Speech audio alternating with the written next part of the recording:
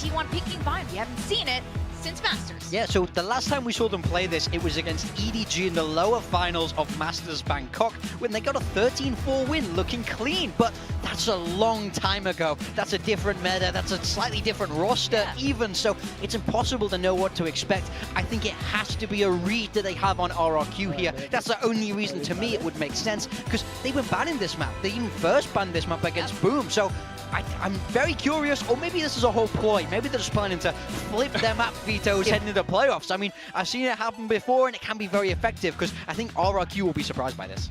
Might be. I think you're definitely right, though. Vine is definitely one of those tricky maps, and if you're not prepared for it, you have to be prepared for it, because otherwise RRQ might get the run over you. Because RRQ definitely do run a Euro composition. That's where things can get very tricky, especially around teleporters. You saw how PaperX are able to dominate some other teams because of these plays.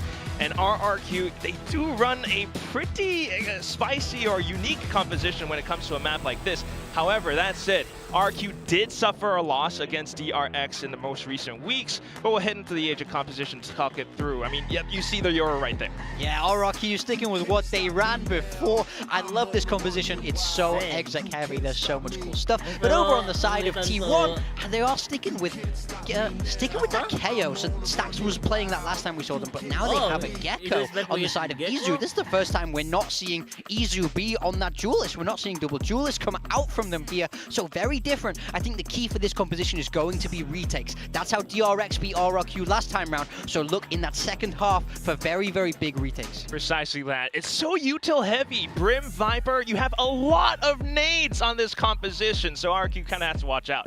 Ooh, I'm so excited to see Buzz back on that Raze as well. Vine is definitely going to be a very fun one. Again, T1, even though they have a Masters trophy, they've actually never won in Pacific, but RRQ has, and I'm pretty sure they want to take that local trophy, that regional trophy, away from RRQ. Oh yeah, they're not going to be happy with RRQ keeping that, but RRQ, of course, going to fight tooth and nail to hold on to it. Absolutely. All right, we got T1 versus RRQ, and to take us through Vine, it's going to be Achilleos and Paper Pilski. Paper Pilski. Thank you very much. Well, this one is going to be, I think, a banger. This has such heavy implications behind it. T1 RRQ, similar positions again. Looking for that spot, looking for that trophy. RRQ for a repeat. T1 for their first time getting a Pacific trophy. But RRQ kind of have their backs up against the ropes compared to T1. The champs points not as strong for them. Yeah, absolutely. T1 edging out a lot of their competition. Bar PaperX, in terms of champ points, have a little bit of a safer position to try to qualify for Champions Paris. So the objective for both of these teams is clear. Knock your competitor into the lower bracket where they could be knocked out before a top 4 and not secure any chance points, and you eliminate one of those teams that could potentially take that opportunity away from you. Well, here we go. Bind to start it off. The desk was talking about it, a map that T1 has not been seen on for a very long time versus EDG. That lower bracket over at Masters Bangkok. And this was a map that I think had a lot of polarity to it, let's say, for T1 previously. Absolutely. Going to get a massive biff over short A here. Triple push down. Couple shots going to go flying out here, and a little bit of damage is going to be found onto Izu. Here. But just staying flat in the corner, though, does have that frenzy lying in wait here, just in case that aggressive push does come in. But RRQ more than happy to just plant their feet in this position for now, and we'll now start the backpedal. So they're going to be giving this one up. As the gate crash elapses, they opt to abandon the setup, play behind the wall of T1 as they walk up short. For these timing shots, but that's going to be Dizzy up and over the top, and Madiet overwhelmed, fully blinded up, and nowhere to go. Paint Shell's now locked in. That Dizzy not seeing a damn thing. It's cut off there by the Viper walls. Wingman at the same time is able to get the plant in. You have a blindside to be able to get back in, and a Wingman to get on that defuse here. Probably see the grab net into U-Haul here.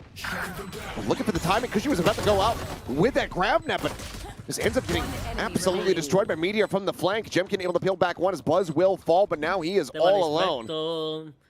Kick off mod. See if he can turn into the Terminator. Nice and early. As that is a hell of a shot. I guess no time for Jemkin. Tagged up now, noted. Taps here, but no real reason for them to try to face forward here into this player until they force him out. And there you go. DH will be able to collect it. So 3 players surviving. Team 1 find the opening pistol. Very high level play from T1 there, recognizing the timing that the Yoru has in terms of a gate crash. It's something that you throw that gate crash over towards the other side of the map, it only lasts for so long. So if you just do nothing, you just wait for the gate crash to elapse, it will break some setups, it will force some decisions to be made and some rotations. And that's what T1 are banking off of. They take full advantage of that, and it's a classic play. Even though it's a little bit of a different wall up short A there, going into U-Haul, or into Lamps rather, depending on where you are in the world. I know down under we call it a U-Haul and things like that.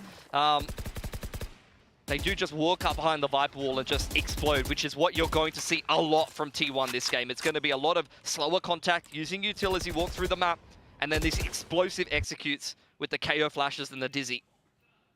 The Meteor pushing forward here at Showers. A warning shot out towards Cushy, zones him away.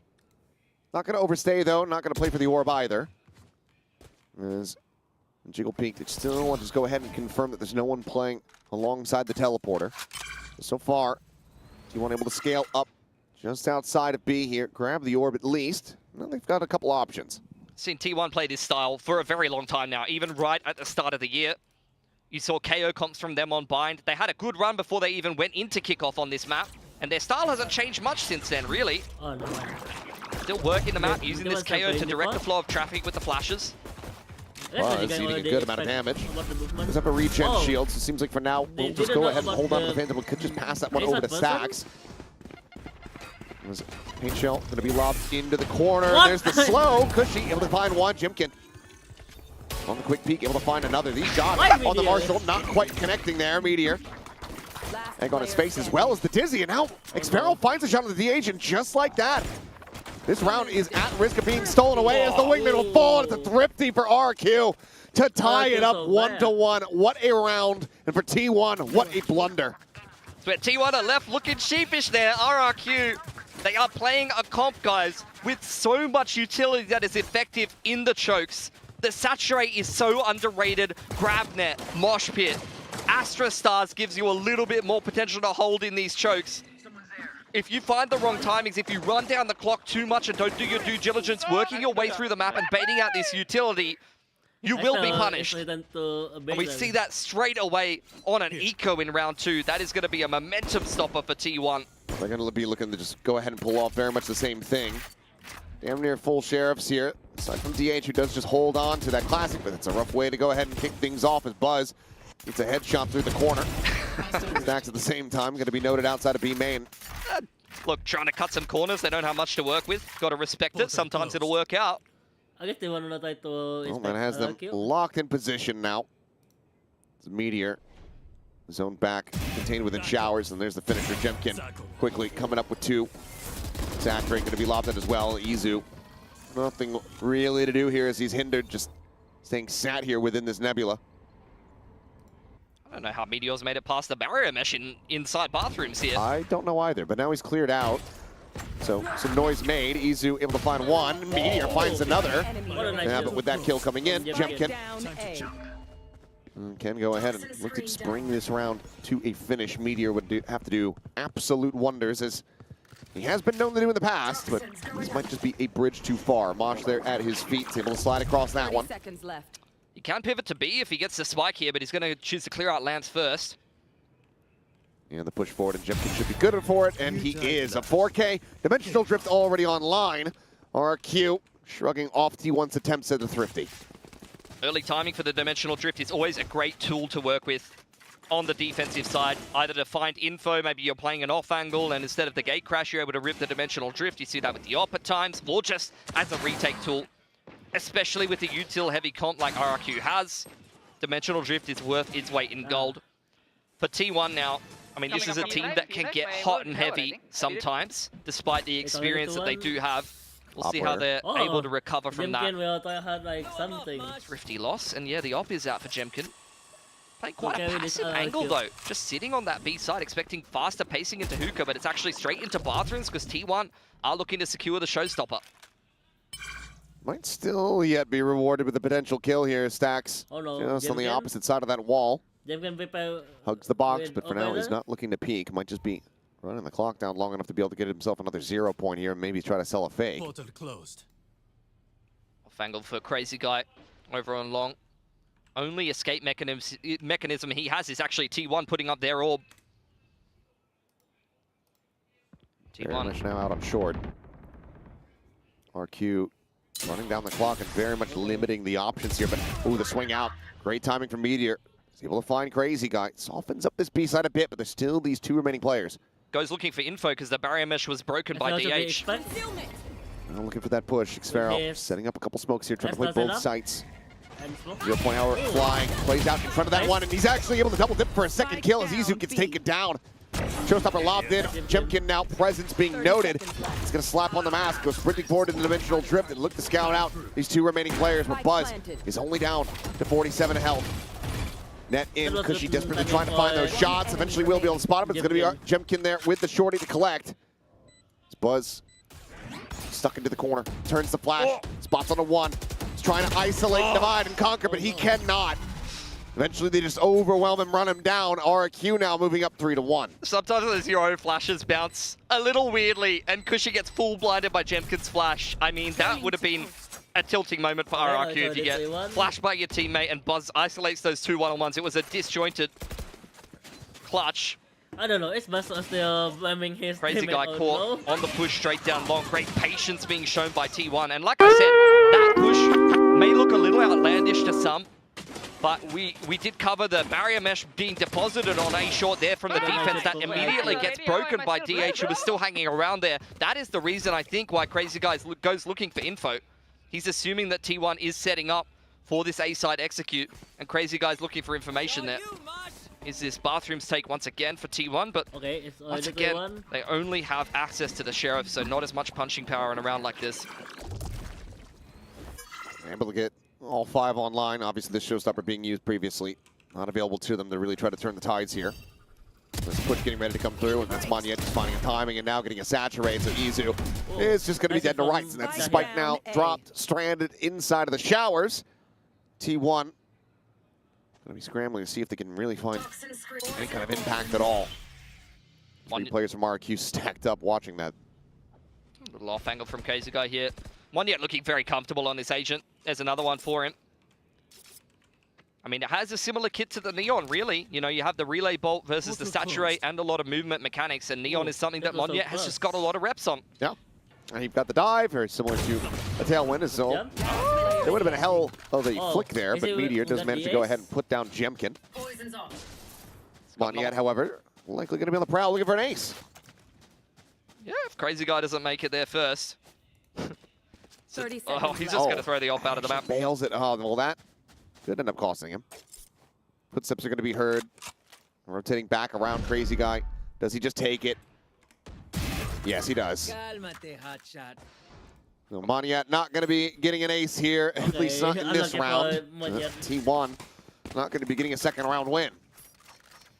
T1, though, despite a slow start after losing to Eco, do have some good tools to work their way back into the game now. Thrash, as well as the pit, could really help to open up and establish a really strong post plant for T1. But as we've already seen from RRQ, they're going to look to continue to be disruptive with both the Waylay and the Yoru. Can you give me the S anyway? That's the most polite I think anybody's been about losing out on an ace. What a lovely young man, as we've seen recently on the Homegrown documentary. Go check that out if you haven't seen it. Bro's just so wholesome. No, he really is. He's always just been one of the sweetest players. But when you're up against him, when you're on the opposite side of that lobby, you would not be able to tell. There's a Savage in the server, along with the majority of RRQ, all lovely blokes, but when it gets down to business, they're going to stand on business. But T1, let's see what they are going to come up with. There's been a lot of slower defaulty play from them on the attacking side of Bind. They've really just been taking their time working into this game. To be fair, we haven't even had the opportunity to really see many gun rounds. They've had to double save off the back of losing to the Eco. It really slows down your economy early on like that. Ops out on Jemkin. Yeah, he's got plenty of money to be able to afford another one there. I love how timeout win percent first is a negative. There you go. Yeah. Let's see if they can pad that up a little bit more here. A couple players out towards Fountain now, starting to tuck their way back around the corner. Knife dodge, but the flash forces the gate crash away, which is even just a little bit of info, a little bit of a sound cue to T1. Oh. They should know that the Yoru's over on the A side of the map here. That looks Unless they might have been insane. just out of range of hearing that, so perhaps it's a bit of false info for them. Should be Thrash into pit here. See how RRQ do respond. They've got 4 on the site. And it goes chasing, but it doesn't go diving forward in towards that smoke, so player's not going to get caught. Oh, Shot nice across, Stack's going to be put down, but DH with a nice headshot does manage to go ahead and pick off Jemkin. His wingman now going on the push, the Boombot leading the way, and Cushy nearly has him lined up, but DH will be able to go ahead and trade that one back, avoids the damage, avoids catastrophe. Gives T1 a very strong opportunity to convert this round into a win. Well, yeah, it does have convergent paths. Oh, Crazy Guy swinging around the back, but Izu, believe he had heard some of these footsteps. Either way, he is perfectly poised, ready to strike here. So there's the gun barrel. Crazy Guy doesn't even give that angle consideration. As well, just to make things a little bit worse here for Monyet. I mean, a lot of fancy footwork for one yet. He pops the waylay and then double dashes up on top of that little off angle above showers. It's like, yeah, cool moves, bro, but I wasn't really feeling it, unfortunately. Just standard stuff, really, for T1. Slowly working their way into this site. Going to take a while to kind of make that happen a lot of the time against this comp that you're seeing from RRQ. Got to work your way through the deadlock, through the Astra Stars. So you really got to pace yourself and go in for those second waves of aggression. That's where you need to have your initial wave of utility from the initiators, clearing the map. Maybe that initial execute. Here we go again. The Deja Vu is, considering the swing, playing back. Do they escort this forward with a flash? Done so in the past, but nope, it's just going to be Stacks walking forward, and they're not fast enough to find the trade. All the same, Crazy Guy tucked away. Now striking, finds himself a second. They just cannot react fast enough. DH, however, going to try to get them realigned here in the round, but Jemkin is so quick to sprint his way back over.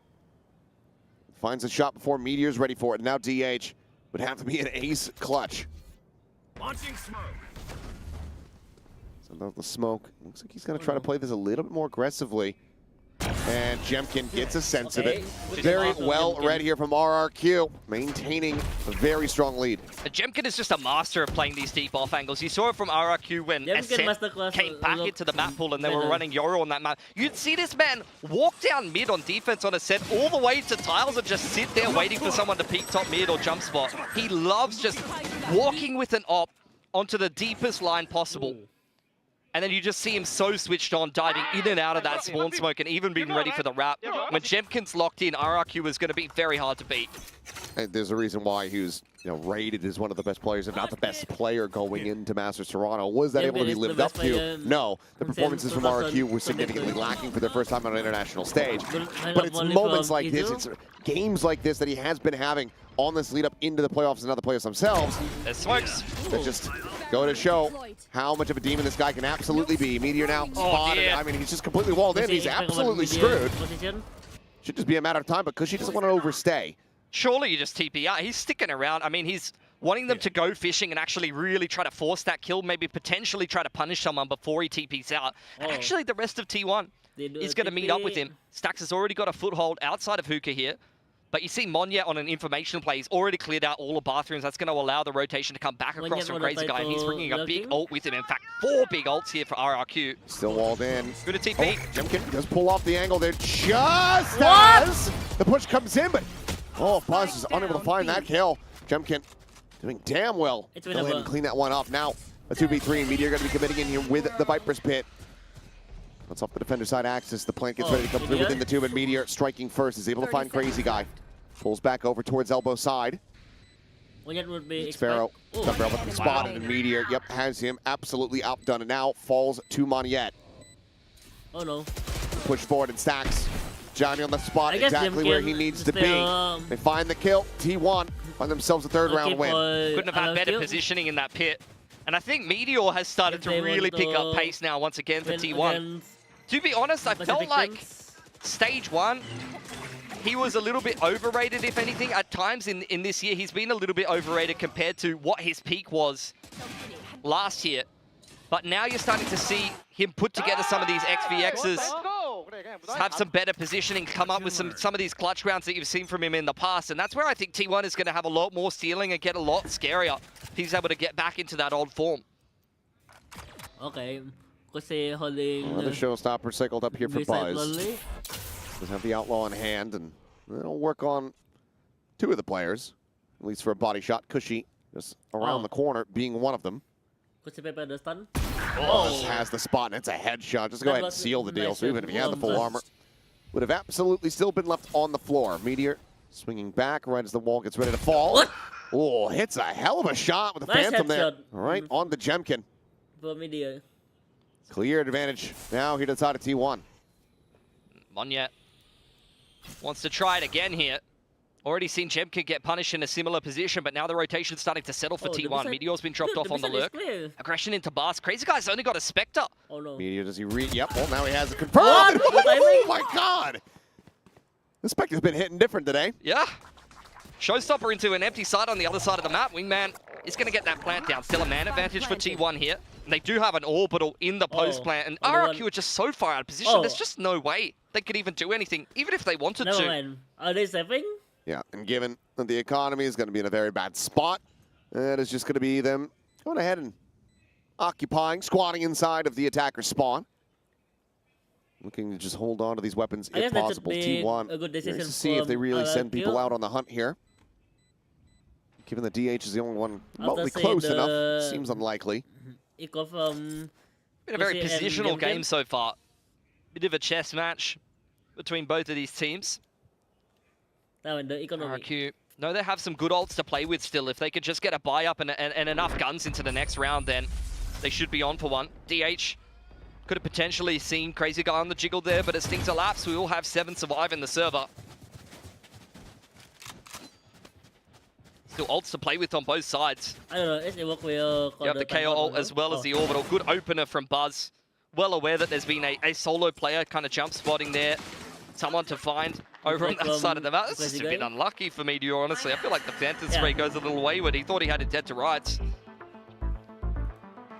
Got timeout here for RRQ. I think these are the kind of situations where it's a big strength of RRQ's comp that the ults are so strong. There's some comps, especially when you're mixing in Cypher and some of these other agents that really don't have these big impact ults that, you know, love that, by the way, from Stacks. That was an iconic moment.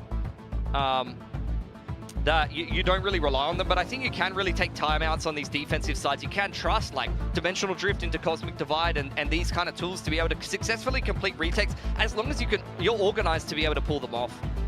I really think that these kind of rounds are the rounds where you want to see the defense change their setup entirely. You know, maybe even stack heavily towards one side, play retake on one side, and then have a set plan to be able to complete that retake successfully. We'll see what the call looks like. Yo, Jemkin's mouse is fire. Oh yeah, that is bright. Let me green screen that. Yeah. Make it look like he's playing with, he just has a banana. With people use like the, just attach like diodes. He's rocking the banana and he's 15 and 6. I'm gonna try that out. Yeah, you just attach like diodes to different things and you can just use them as controllers. All right. What does potato get you? That's what I'm wondering. We're not in the potato meta. Good do. Well, okay. Dizzy up over the top of Kizu. Able to find Jemkin. Well, the attempted call, this crunch out towards Fountain. Swiftly does get dealt with it. I mean, they don't even take a single tick of damage. I mean, it's a little unlucky. You can see what the coaching staff's going there for. You've seen these slow B-long defaults time and time again for T1. They're just really trying to punish that. Doesn't work out, despite the fact that everyone's blind. But to no avail. Crazy Guy still with an opportunity to try to hold the line. Quick little anti-flash turn there from Buzz. Oh dear. As Meteor, about to find a timing. Good timing from Meteor. This time, it will be able to hold down Showers. So that's Xpharaoh gone. Re-peeks.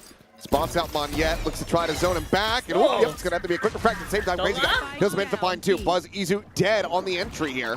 Pivot. And that's going to force the teleport coming through. Monyet is operating by himself. And Meteor just finds him on a bit of a timing there. Slow up off the sonic sensor, but still plenty of time to go ahead and get the spike in play. Off angle from DH, checked by Cushy. He's very switched on to that. Crazy Guy Off angle looks needing, it felt like, to find that one. Annihilation at the ready. See if Cushy can choose wisely. He does not. Sends it towards defenders, but Meteor with a reposition just on the inside of Lamps is now looking to just go ahead and play ring around the Rosie. He's on one. Not only is he just getting active on these lurks and punishing the aggression from RRQ's double duelist comp, but he's coming alive time and time again in the mid-round.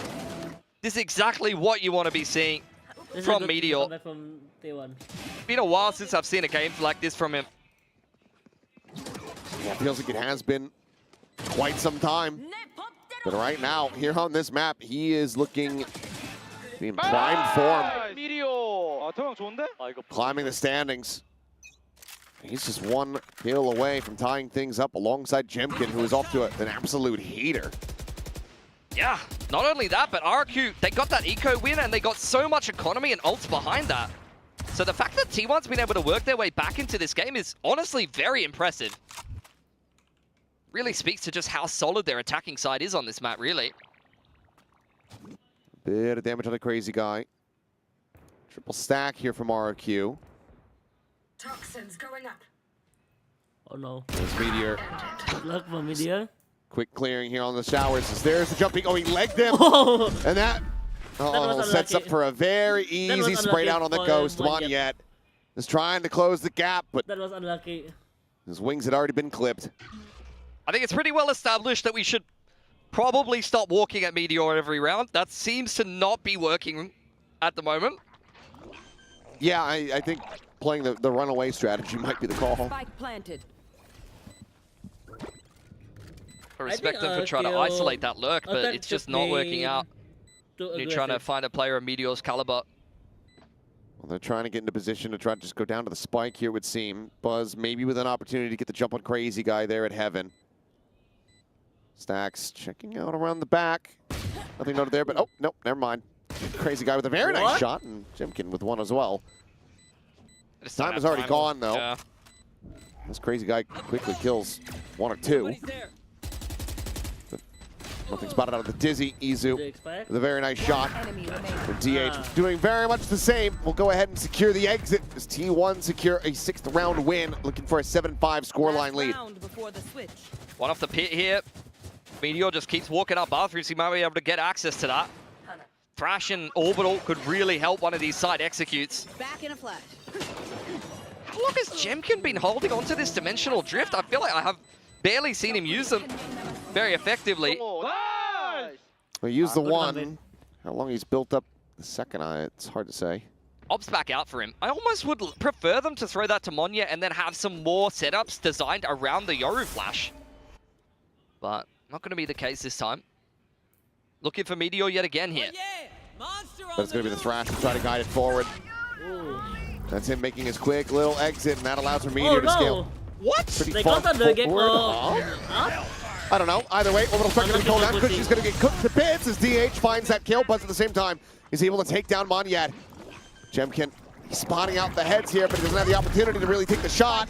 Sphero will be good for one, trying to maintain control here of Lamps, but is wary about the approach from behind.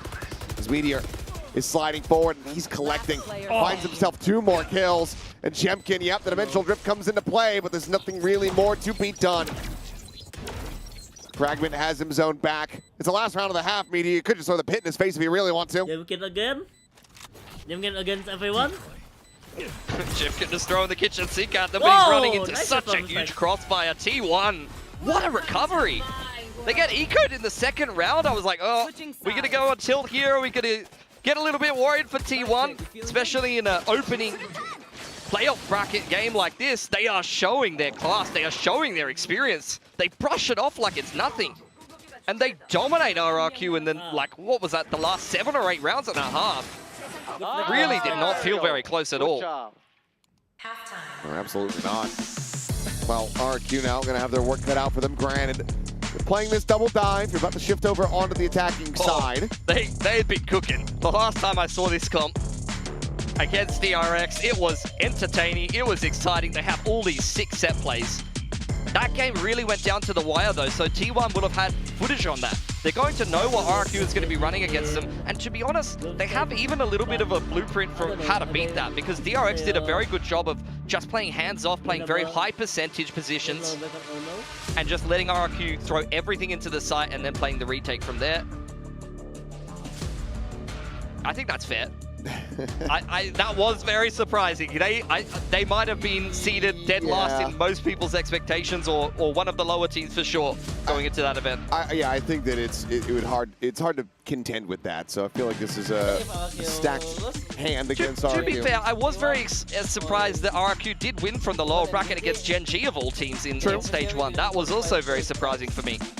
Showed some great resilience there, especially a team that has in past had problems, even presently to be fair, had problems dealing with pressure.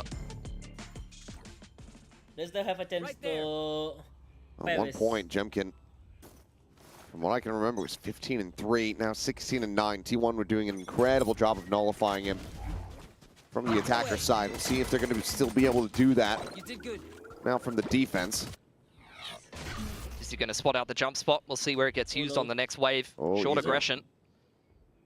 They will expect what the Push up coming in. There's looking the attempt at the counter swing. Spike. Gets to saturate, but Izu gets the headshot. Jemkin now trying to play himself in, and Izu. Oh, he is just an immovable wall. Just a cosmetic stun yet again. And that's 3 charges already towards a Thrash. Because he gave us everyone. RRQ, I mean, trying to rely and bank on getting another thrifty win. It's not decent odds on that. Crazy guy. They're giving him absolutely nothing here. Flank comes in on short. Meteor's going to clean it up. Oh, flawless pistol. Good flawless from T1. T1 off to the races here on this second half. See if they avoid back-to-back catastrophes. I mean, this is just incredible from Izu. It's like watching an action movie. He gets saturated, but he's just running through the rain, one-tapping everyone no matter what. Oh. I mean, the paint shells was beautiful to push the Yoru forward there. But the shot's even better from Izu. That is just a position where really both of them are one and done, stunned up. If they don't hit nothing but heads, that round's over. But T1 is just so sharp.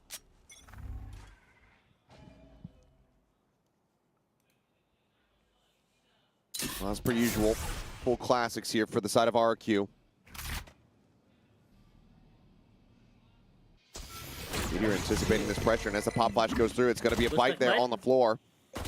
Now he's scaling forward. Let's look at the try to collect a couple more kills.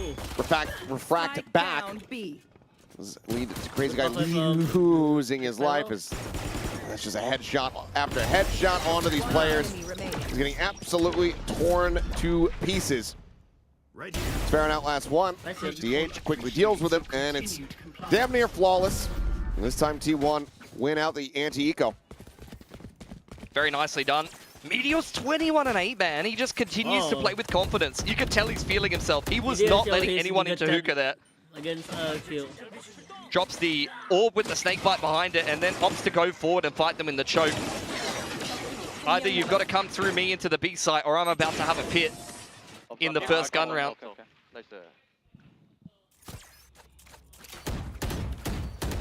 Izu as well. I mean, what? 5 kills across the 2 rounds in this half so far. Yeah, 2 off the Thrash already. Oh, he just doesn't stop, this guy. He's lost it. Gate crash right past him. As he just plays it right up into the smoke. Crazy guy with a nice turn back. Does manage to go ahead and shut him down, but Izu, a little bit whiffy to start, still is able to find Jemkin. Trades are better from RRQ this time around. They're going to establish sonic sensors all over the B side of the map. Just trying to secure minimum control, but they don't have really a foothold anywhere else. In fact, it's T1 who's made the info play over towards this A site. If you get a pivot through the TP or a rotation to A, Buzz will almost certainly punish you. Angle was being watched, so there was some consideration about that flank coming through. Still, some sights back towards the connector there from Xfaro. Just checking out market as long as he possibly can. Oh. Stacks, the damage going to be found. Fragment now going to be lobbed in. Looks to be good for a little bit more, but no. Widely, the damage does get avoided. So now the Molly is going to go down. Cushy able to strafe across that one, keeps himself alive, and Xfaro with a very nice shot. Takes down DH, and that allows for the wingman plant to come through. 2 of these players are one-shottable to the Marshal, though. You want to see Xfaro probably be the first one to take a duel here. He slipped past the sonic sensor here, Buzz. You say the Marshal, I'm thinking about the paint shell. Just the first burst of that would be able to take down pretty much either of them, but especially Cushy. The flank? But a Crazy guy on a very nice line. Slides around the back. Drop down, but doesn't want to make a peep. Pushes into the nebula, tucks along the wall. Peak getting ready to come through is trying to find that shot. Nope, little bit wide. Unlucky. Little rocky. But a clean one from Nice Xfero. RRQ deny a bonus conversion. Won't lose it out on 2 players. Got a little bit touch and go there, but clean enough from RRQ. That key trades here. This really could have gone horribly wrong. If Meteor goes unchecked in the smoke there, the off angle from Izu, those could have definitely been clean multi-frags. That's the key kill for me. Xfero punishing that backside swing as the high HP player. That is the key kill. Secures around for RRQ. Now moving into this first gun round, we're going to see one of these quick set plays from RRQ and probably a thrash through the TP in response from T1.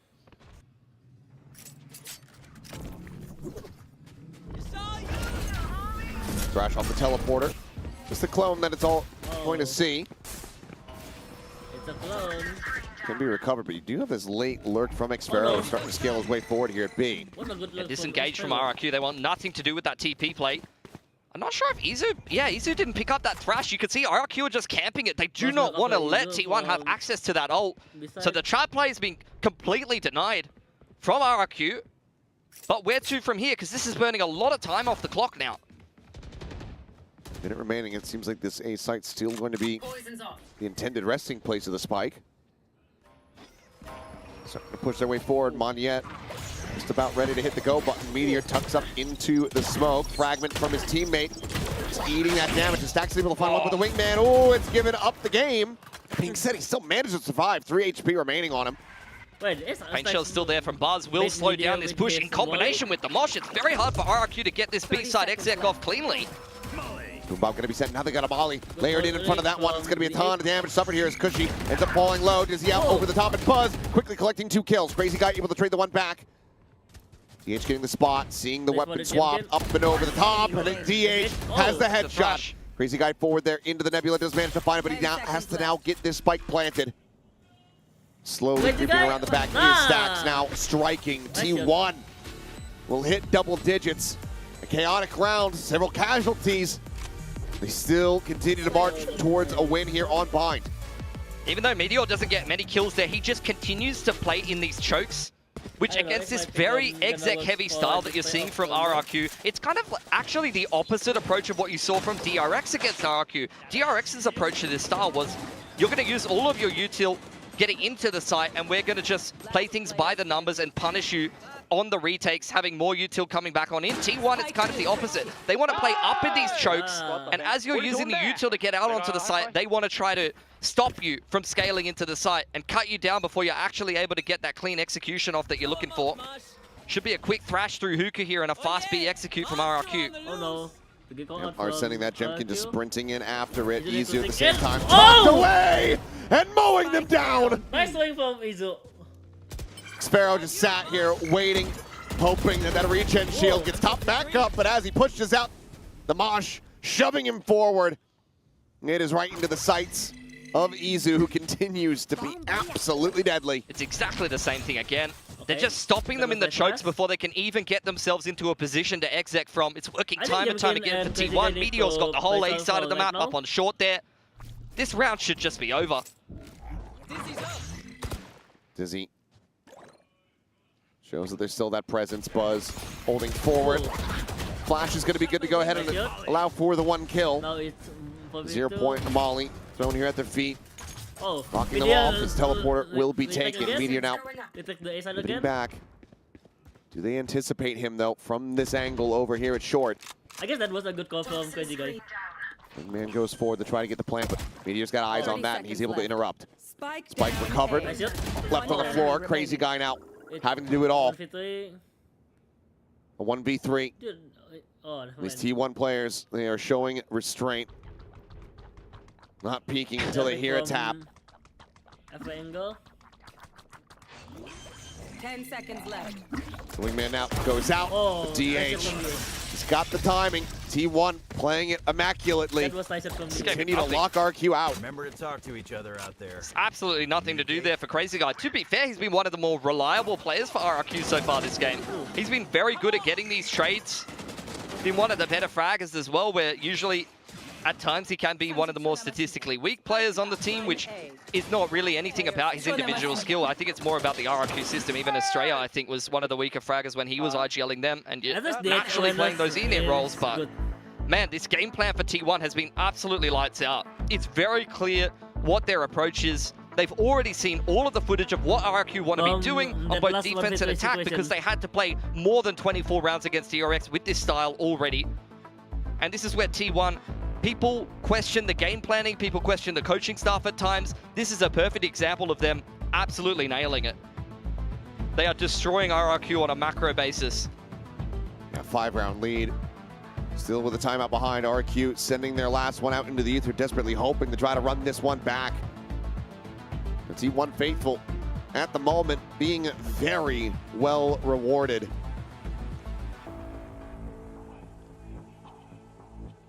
For RRQ, this could be their opportunity of making it to Tokyo, of making it to Paris. All that hanging in the balance and just slipping right out from within their grasp. They go into the lower bracket here. They are lower than a lot of their counterparts on chance points. They may not make it on points alone. You don't get any more from playoffs unless you make that top 4. Much harder to do in the lower bracket. RRQ prepping this execute that they have planned in the timeout. It's Buzz.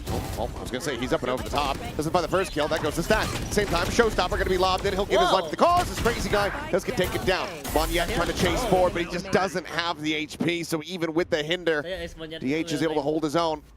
And now Xfero is completely and utterly surrounded. Not much for him to do. 50 HP, has a Cosmic and 1 star to work with. But again, T1 are just playing these numbers advantage XVXs in the late round positionally perfectly. What? He's got a Cosmic across the site. I think he's really trying to bait the sound cue that someone on backside thinks he will be planting. Wants to make them think he's tapping that spike and trying to punish a peak, but no one's given him anything. And obviously because Meteor's right here at short, they know that he's not. They know that he's not sticking to this one. So DH can just continue to watch this line. Oh no. Hold out. He has that kill. That's going to be a rotation, but teleported does get taken. The Cosmic wasn't down there. He might not have heard that, but he's going to pivot anyway. He's going to smoke off Hookah. He might be reading this one well, but Meteor doesn't respect it at all. He just jumps straight out Hookah. And Izu will plant his feet firmly in short. And Izu still has full util. He can get a Mosh here to the back of the truck. Oh no, it's going to be a little bit too late for that, so can't try to run down the clock here, but is reading this position into Lamps very well. And Xfero, it's a very solid read of it. Trying to metagame the map a little bit, but unfortunately, it does not lead to a round win. The Cosmic Divide now no longer in hand. And T1 get up to map point. But low on HP there, not really much to do. And just another great round for T1. Just another small little position that completely disrupts the execute. It's a classic one. The off angle from Bas punishing the Yoru TP, but it's more so the top truck position. Just tucking in at top truck. It's a tale as old as time on this map against the A execute. And once again, it works out beautifully. Gotta respect that. Not to mention the fact that position gets even better when you're playing against a comp without a Viper on the attacking side, because there's no wall to obstruct that vision. It's just free for the taking, really. Now you've got this double stack setup staring into Hookah. DH playing point, looking for the concuss, but he's able to just quickly drop down. Full flash disconnect though onto Buzz, a little bit early on the turn. RRQ dotting their I's, crossing their T's. They don't want to get caught by these little cheeky setups and off angles that T1 have been throwing against them time and time again. They deny that info in Hookah, force the smoke down. Now they want to push Izu off this long info line. They can get this orb. It's going to be Jemkin with an ultimate or flash from as well, but flash from Stacks could be good on the reclear here. You can see T1 very much looking to do that. Waiting for it. He's going to backpedal and yep, will just go ahead, make his exit, joins in perfectly with the rest of the squad. Meteor for the moment is alone. Does have the pit, but he hasn't let it rip quite just yet. Jemkin bite down. Off the dimensional drift here. The swing out. There it is. Now he's got it online. Immediately sends it just to go ahead and try to clear out the remainder of this site. And Xfero doing well with the one tap to take down Izu. Seems like RRQ still yet a bit more fight left in them. Ooh, 3 on 5. T1 They're going to try to make a go of this. That tries to, flush Moneyette back out. Doesn't find anything further. Oh. Stacks playing it patiently. Waits, pulls the trigger. Moneyette does get struck down. One suppressed. 0 point only spots out onto 1, but you still now have a 2v3. Get the Annihilation out. You see it? Sonic Sensor Got gets him. the trap, and yep, that is going to be a direct hit. So DH, nothing Yep. more to do One other than victory. to try to run away. H need to saving his Phantom. We'll be able to get out towards safety of the lone survivor here, but RRQ continue to keep their heads above the water for the time being. That's a cheeky play from T1, like the orbital inside of Lamps there, and Stacks tanks half the damage, does catch one player off guard, but at the same time, I don't know if it's worth investing that in the 3-on-5, especially when you've got this much of a lead. Could definitely find a cleaner round to be able to make that happen. That is an example of Meteor who really hasn't made a mistake this whole game, trying to play with confidence and being punished for it. But still, for T1 who are front-running this game, they forced out a lot of ults from RRQ to be able to complete that round, regardless of the fact that RRQ really did a good job working the map and did find the right passage of play to be able to find that open A side. Still got very close. Okay. Orbital to get rid of the Annihilation as well as that Dimensional Drift. I think in the end, T1's going to feel a pretty good round loss. Now you have the pit cycled forward as they look to bring this one to an end. Locking off the short position. Stacks watching over in toward Showers, but there's no players from RRQ operating that side of the map for now. Similar setup from T1, just with the one less player and the pit established on short, looking to punish this hookah control. RRQ was very good at making sure that they layered their utility well to not get caught off by this setup before, but there's no Dizzy this time, it's just the Yoru Flash. RRQ, go home. Similar setup. Is Nebula going to be popped? Buzz, a couple shots out there on a timing. Tucked down from DH. Have the paint shells at the ready. Going home. Considering where he wants to send it. Just kidding. As Molly goes out first to go ahead and slow down the approach. RQ now starting to reassess this, but the time is ticking. Second guessing themselves. You have conversion paths to be able to get in. Pushing back now. Yeah, conversion path's going to be sent in. DH going to be blinded, stunned up from the back. The drop down coming through, and Buzz able to provide covering fire for 2 quick kills. Gets himself a third impact before getting traded out. Moneyette is able to match. The push out. Stacks dead. So now comes down to Meteor to try to see if he can get this clutch. Hinder will connect. Actually blocks his vision for a brief moment. Oh. A bit of a mini flash, and that should basically secure the round here for RRQ. In fact, it will. 4 more to go for overtime. T1 starting to let this slip. That is the confidence that Meteor's playing with right now. He just eats a whole saturate for breakfast and just sits on the angle, still trying to fight it. 30 seconds left. You got a little nervous there for RRQ. I thought that we were seeing, unfortunately, the end of the game when they took that hesitation inside a hookah. You've seen far too many teams attack late into these sites against these comps with reactive utility, but it's really this man on your screen that makes all the difference. Moneyette diving into the site and putting together a 3K keeps RRQ alive. And that is going to be a reset on T1 as well, so that's nothing but impact from him. It's been a bit of a rockier go of it here from Moneyette, but it's plays like that to show you why he's on that way lane. Meteor continuing to just show that he's got all the confidence in the world. Respect it. Just contact pushing down short with a Sheriff. Demkin, however, the instant headshot into the spray down. That's Buzz gone. Portal closed. Here. Meteor has found the timing to be able to push out. I think he actually might have been spotted here. Well, you've got Xfero to join in, so yeah, perfectly read and counteracted here by RRQ.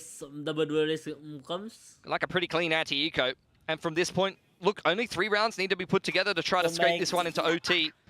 I feel like RRQ, for the majority of this game, have not got the clean execute that they've been looking for, have not quite hit the mark. But if they could just get a couple of clean attack rounds at the end of this game, there's potential here.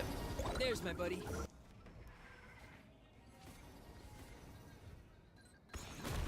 Mizu clearing the clone, backing away, tucking there within Hookah.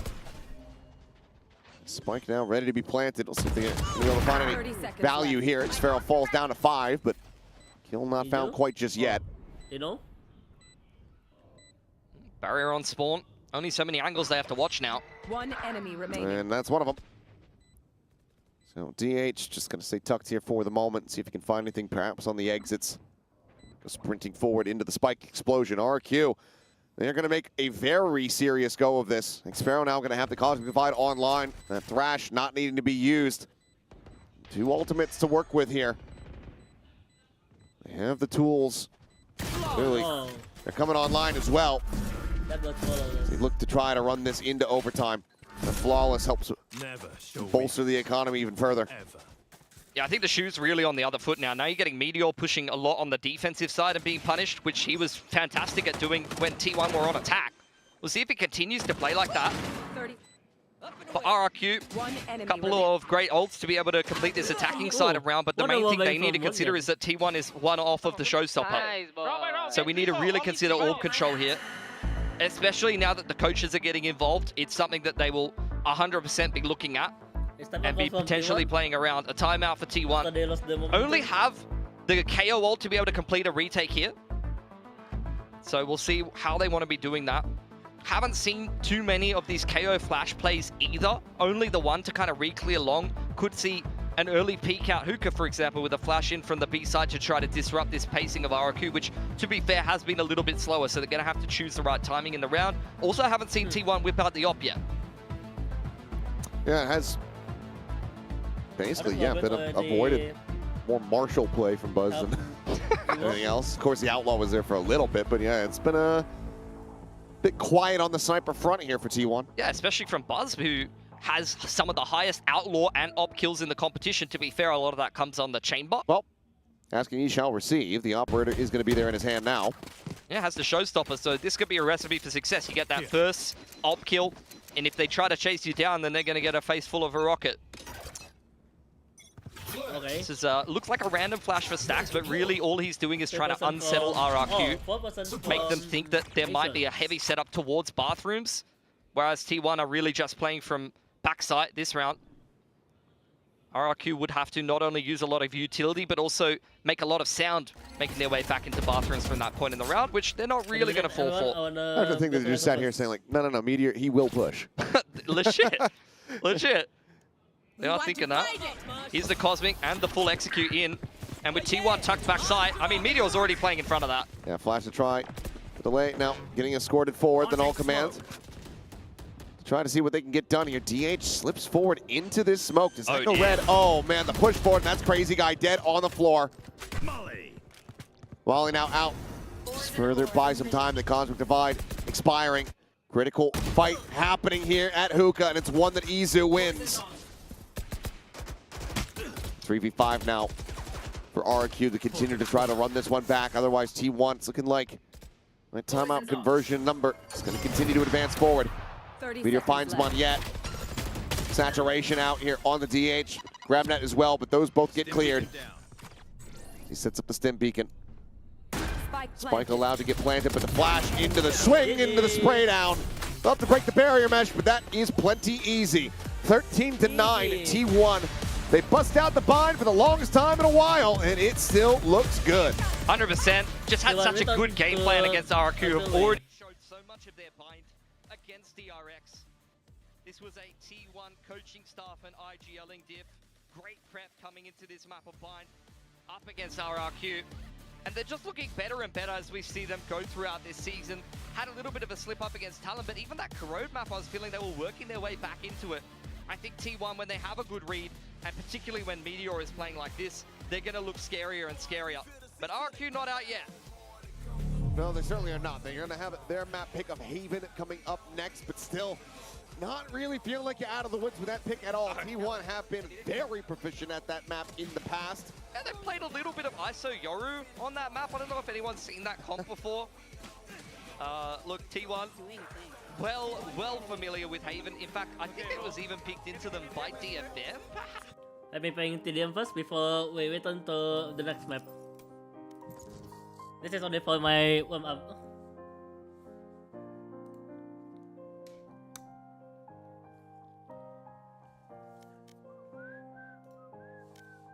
Match found. Fancy you, I'm fancy you, fancy you.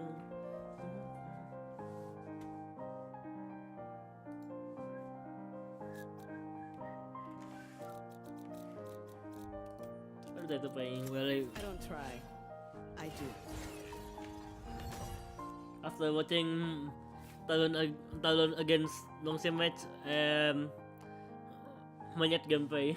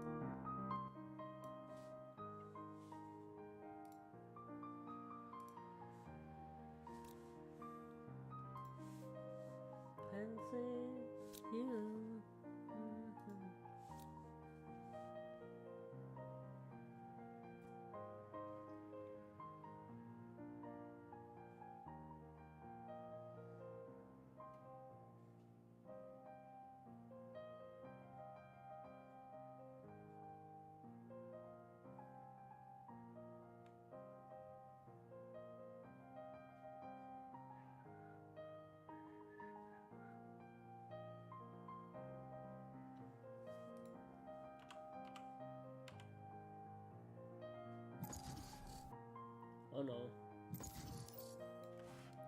We got a dodge.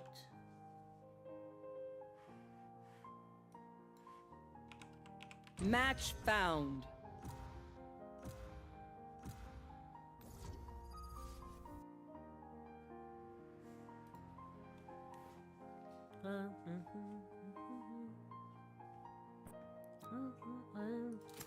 Cool.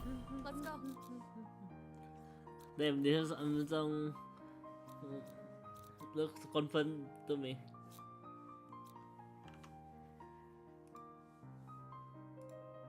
With this piano cover.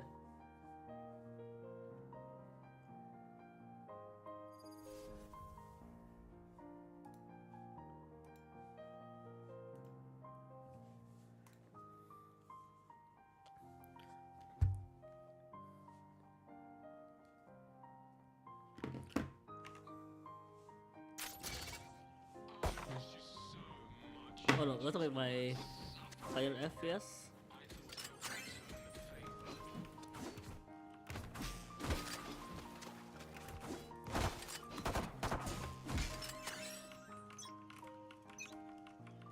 Reload him. Fight. Show me a target. They're playing aggressive with this agent.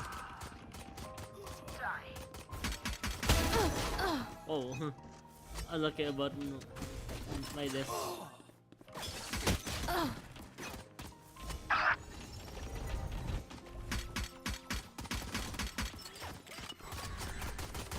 Reloading.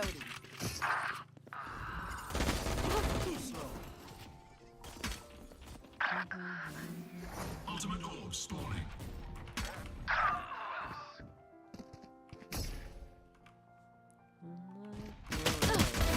Headshot. Blocking sight.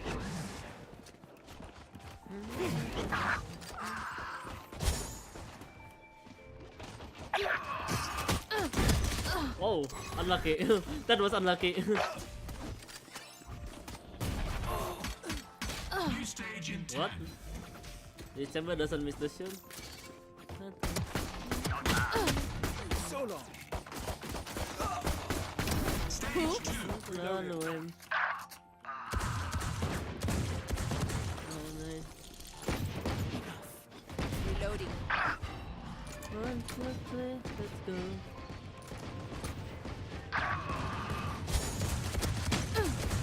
What?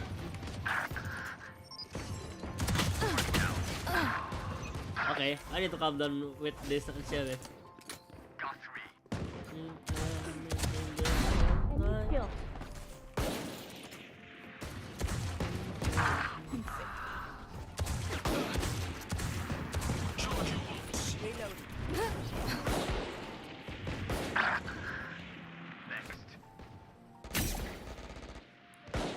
I guess they will expect about my look.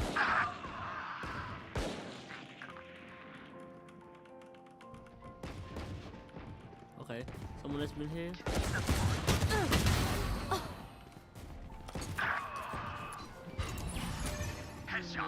Seconds until stage change. Not enough. Here. Stage 3.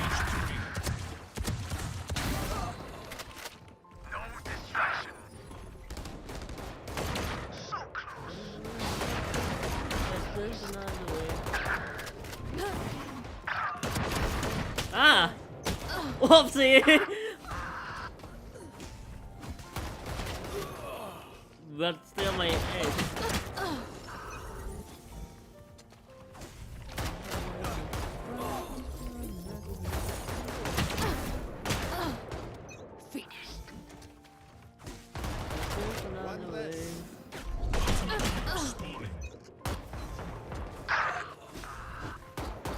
Blocking sight.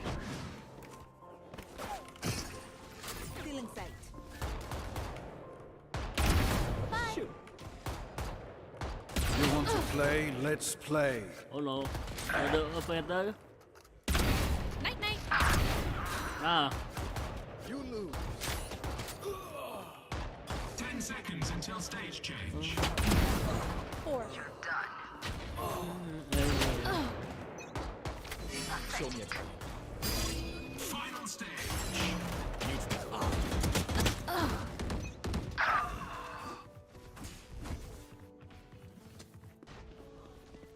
Oh no, my packet sauce.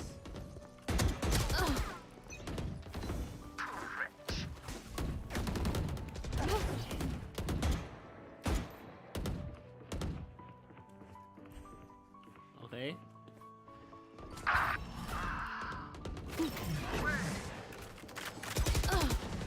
What? December looks insane?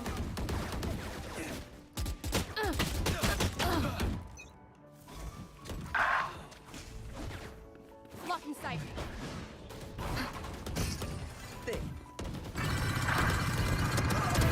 Ground.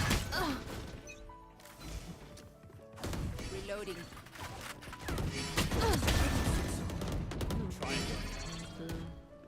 Reloading. Ultimate orb spawning.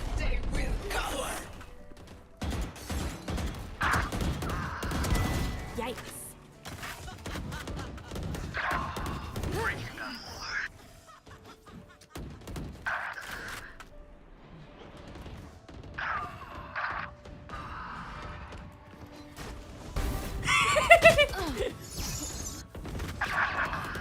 Unless I'm already success to knife enemies. It's you and me. Still in sight.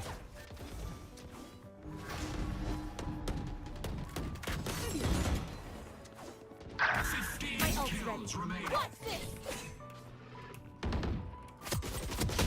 Oh no. Got one. December is still inside. Get out of my way. That's 3. So dead. My ult is ready. 10 kills to go.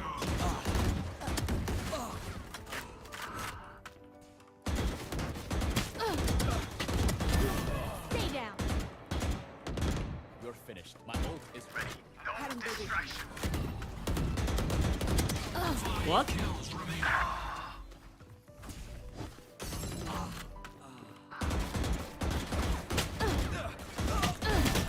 Nah. All good. All good. Nah. Game of the group stage for me really was the There we win over go. Gen G, which they might have to repeat if they falter here. Gotta go. But it's already started. Bit of a contest over middle. Okay, He's coming out for T1. RRQ Miller thinking comes about going from for a push out of somewhere, distance. but nothing ends up elapsing. Instead, DH has slipped the net here and may just catch Cushy in the side for free. Oh, he absolutely has. Plays it patiently, and right as he starts to turn, that's when the shot comes through. What a great lurk from him, but now is about to potentially get caught. No! He puts him Nice down control low, but media. cannot confirm the kill. Jemkin now finished off and eaten some early damage previously from a shock dart. So now 5 players strong T1. They have the spike planted, and they're looking to go. I just Paranoia to get already back in here as the expect if defense, I RRQ think. will But I don't know if it's going to help. Paranoia across, the connection on the team. What? Down on yet! Has absolutely torn them apart. DH still going to be good for one more before getting taken down, but on the Oh take, my Buzz can find God. nothing as Xfero What a good 5 comes up with 3. situation. Monyet's on his feet. He's So roaring Monyet at him and across the Xfero. stage. And for damn good reason, what a retake. Oh my Paranoia God. straight through Graffiti inside. Monyet dives out heaven to Wait, top let me side fight. into What that a good fight blood from smoke. Monyet. Good side. We And don't then have to be Xfero, I don't even know where he came from. He just comes running out spawn, I think. With all of that space, all of the attention that Monyet has created. A 3v5. Bro, Meteor's still taking pictures of 3v5 people. is insane. They were not even ready for that. That's huge for RRQ. That is a big momentum 3-on-5 to give them a ton of confidence. At times, Xfero can just be this big game player, and Monyet usually goes ballistic on this map with the Neon. Definitely did against Gen G. So if those two are firing up here for RRQ, you're feeling pretty good about moving to a third. Absolutely sick. Well, DH. Oh, dude, Cushy is just getting absolutely blasted by DH. Yes, here's the fake teleport on the A side, turns to check it. But he loses his life, and that's going to be a Bulldog now scooped up into DH's hands. Bro's getting straight rookie diffed right now. Unlucky. Wait. And it's Groundhog Day. T1 straight back into the A site. Rotation heard from Monyet. Yep. That should be a freebie. That it is. Quick kill there. Crossing their T's and dotting their I's are RRQ. Push forward, stacks. Oh, catching a bit of a straight headshot there. T1 trying to shove spawn, but getting denied by the reactive utility. Nice pick from DH on the flank. This is starting to go the way of T1. A little bit. They're desperately trying to get this one over the line and sliding forward. The right clicks, take down Xfero, and oh my goodness, T1 about to do to RQ, and RQ did to them on bind.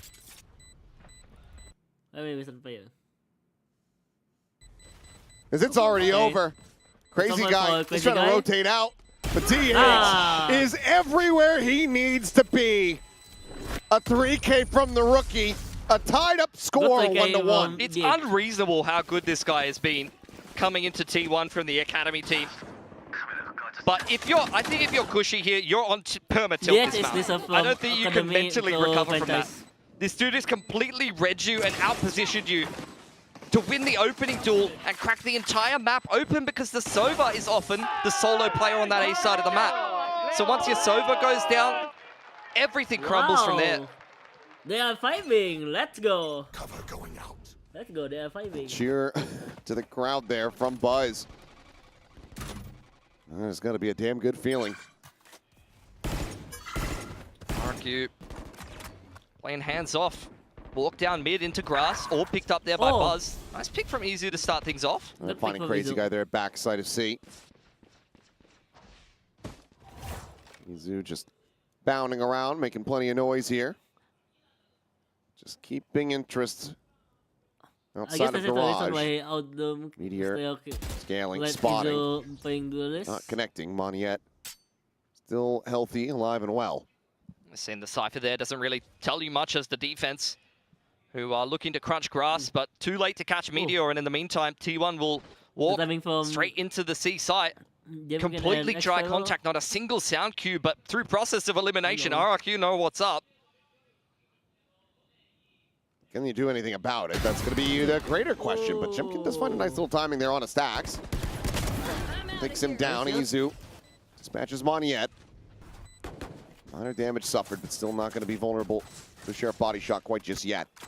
Trip still securing the flank here. Xfero just waiting for someone to get a bit try the no. The jump? No, he's not built like that, okay? I don't know if I've ever seen him actually pull it off. Look, Xfero is one of those players. He's always leaned into the monitor. I don't think he's got the moves like that. I'm not going to lie. He's like straight nerd necking it out here. Perhaps not. Well, could just look to try to play for an exit. There's Meteor. Oh, I was going to say potentially at risk. And yeah, Will can take it down. Jimkin does find DH. Izu sliding through. It's the Bulldog to use. In the end, it's just going to be Cushy holding on to this Phantom and his life. He sprints over onto the A side, but T1 will now gain the lead. That being said, still a bit closer than might have anticipated. Great, all the kills there at the very end. Yeah, I mean, they got it. Oh, it's F. To the site for free, and look, RRQ still kept it cost. access to from the shadows. Not really the kind of impact ult that will help you play around by yourself, but there are some set plays you can do with it. Either just TPing into spawn and trying to pull the rotations, or just these quick A plays with the TP into heaven is the most common, of course. 4-player stack, though. They're looking for a big fight, a big crunch, and it's one that Mondiat starts off incredibly well. 2 quick kills going to be found. And Stacks and Buzz, just no real opportunity to even try to get into this fight.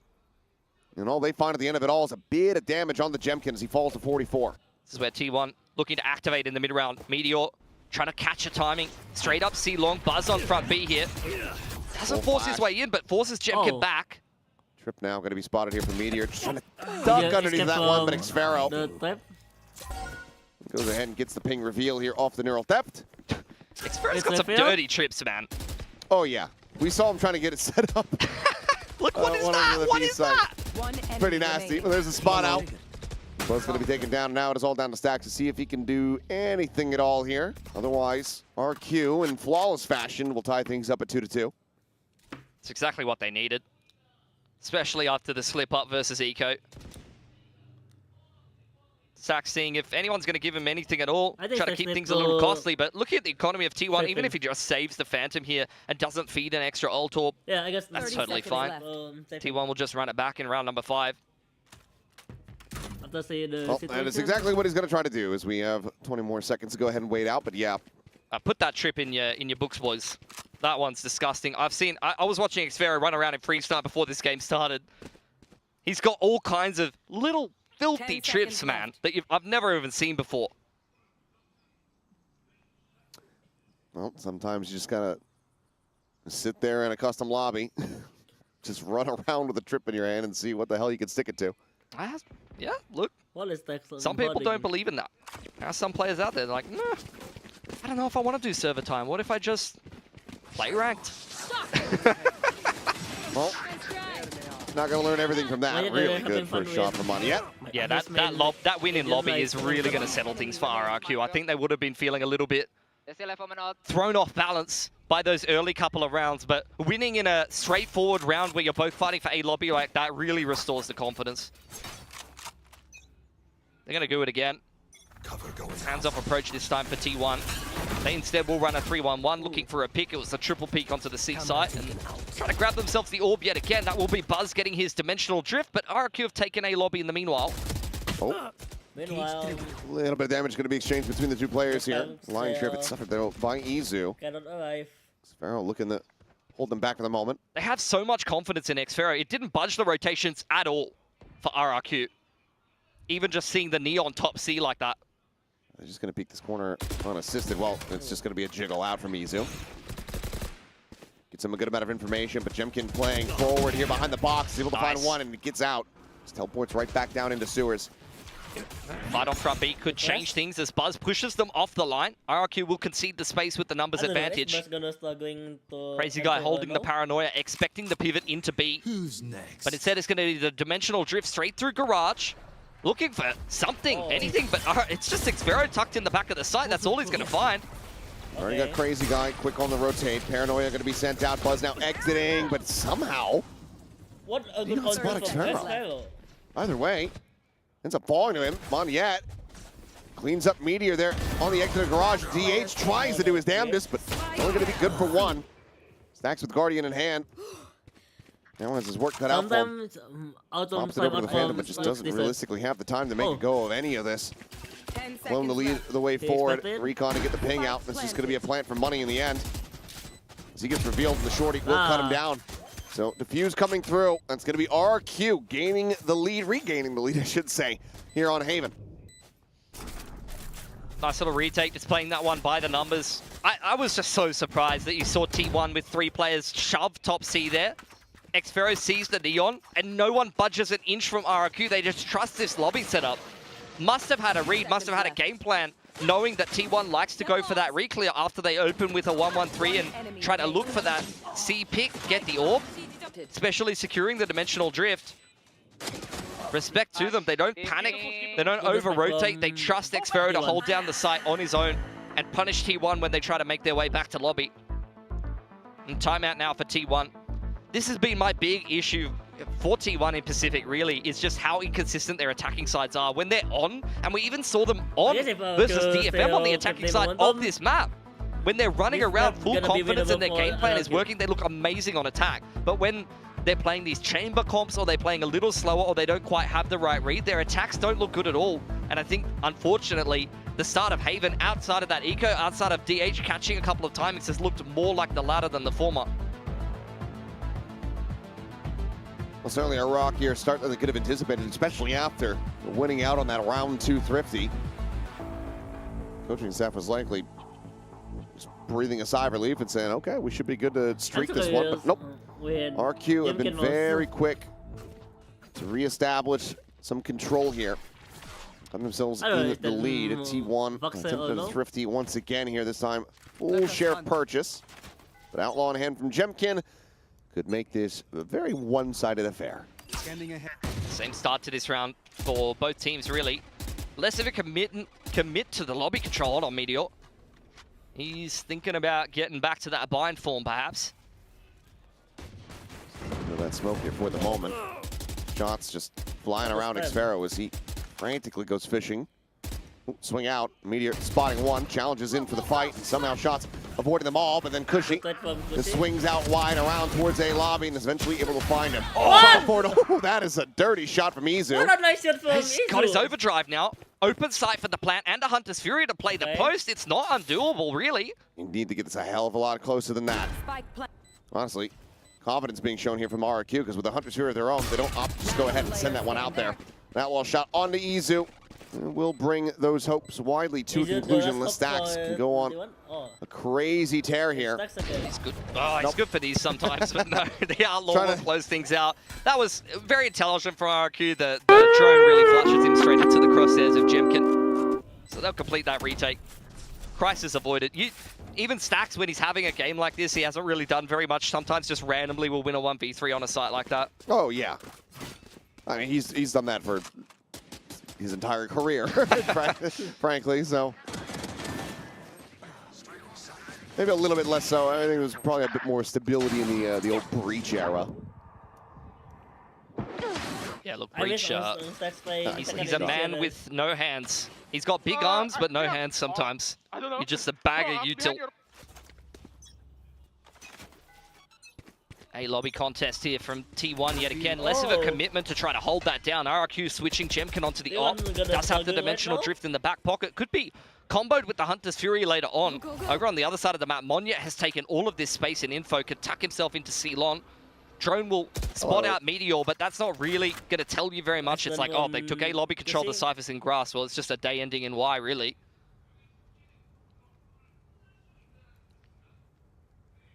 Ready to go on the swing. Xfero watching from heaven.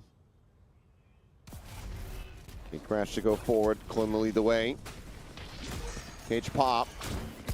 They just kind of dance around here. Jemkin ends up getting taken down. Izu able to find Xfero at the same time. Crazy guy will displace the flank, so Meteor dead on the B site.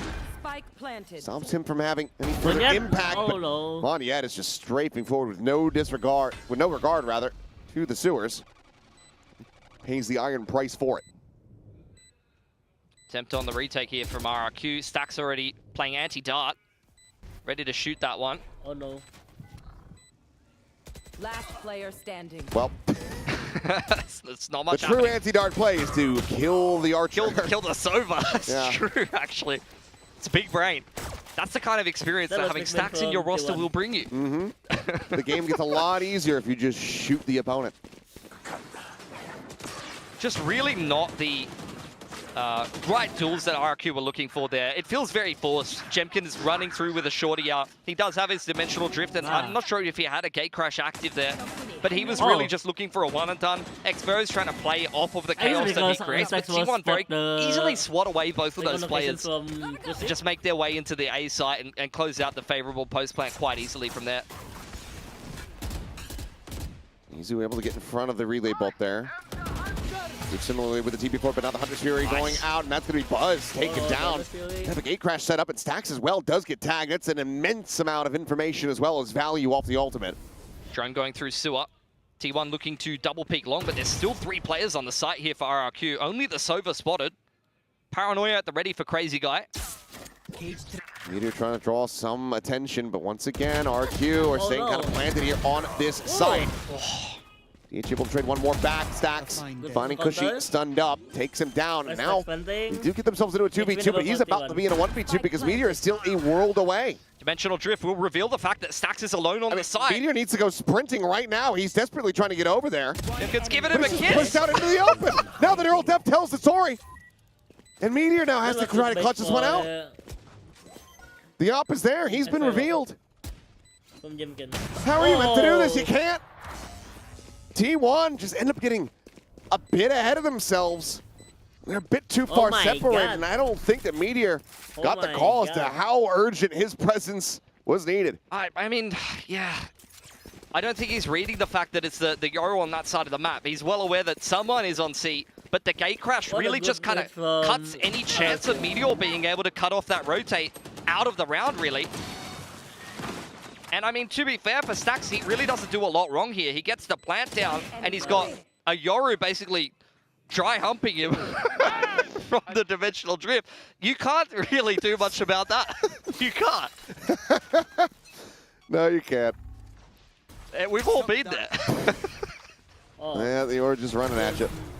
Oh, speaking of the Yoru, Jemkin here, operator noted, ping reveal, Moniette collects the kill, Buzz dead again. Xferal sat here at Lumber, able to find Izu, and that's the two duelists now gone. Meteor is having a very rough map compared to what we were witnessing on Bind. Hi, DH. Goodbye, DH. He was so switched on before, now he's left looking a little sheepish, unfortunately. And Stacks, once again, is last alive after droning and throwing some util. His whole team's dead. And assuming he will be in a moment. He's getting away with a little too much here, if anything. Avoids that op shot, but something tells me he's not going to be able to avoid the second, so he will reroute. I'll drop down in the garage. Moniette watching. You can save 50 pounds per person. Oh my god, that's fun. There you go, final shot. RQ now up to 6. That was a good timing. T1 could definitely see them pick up the pace on the half by here. I would love to see like an overdrive, Omen TP with a Hunter's Fury, something like that. Some kind of quick set play, trying to catch RRQ on the timing. They've seen the Cypher setup already a couple of times on various sites, but that is the problem of playing RRQ. It's something we highlighted on the desk before. They're so good at moving their setup around.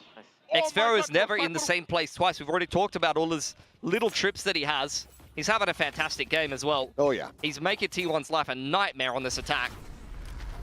RRQ making T1 something like Debitol out here. scared to them. Running back the years. T1. Haven't seen them actually go quickly into garage outside of Meteor going for a lurk, so we'll spot out the trip. That'll be spotted by the clone. That is a shot that could open things up for DH. Certainly is. Crazy Guy is here to try to fill the space, but the Paranoia connects. Tries to stay tucked into the box, and so far he's actually gone completely unscouted. That's how he strikes. And he has undid all of the good that T1 were trying to do. Is he got the ace? Now on for the ace.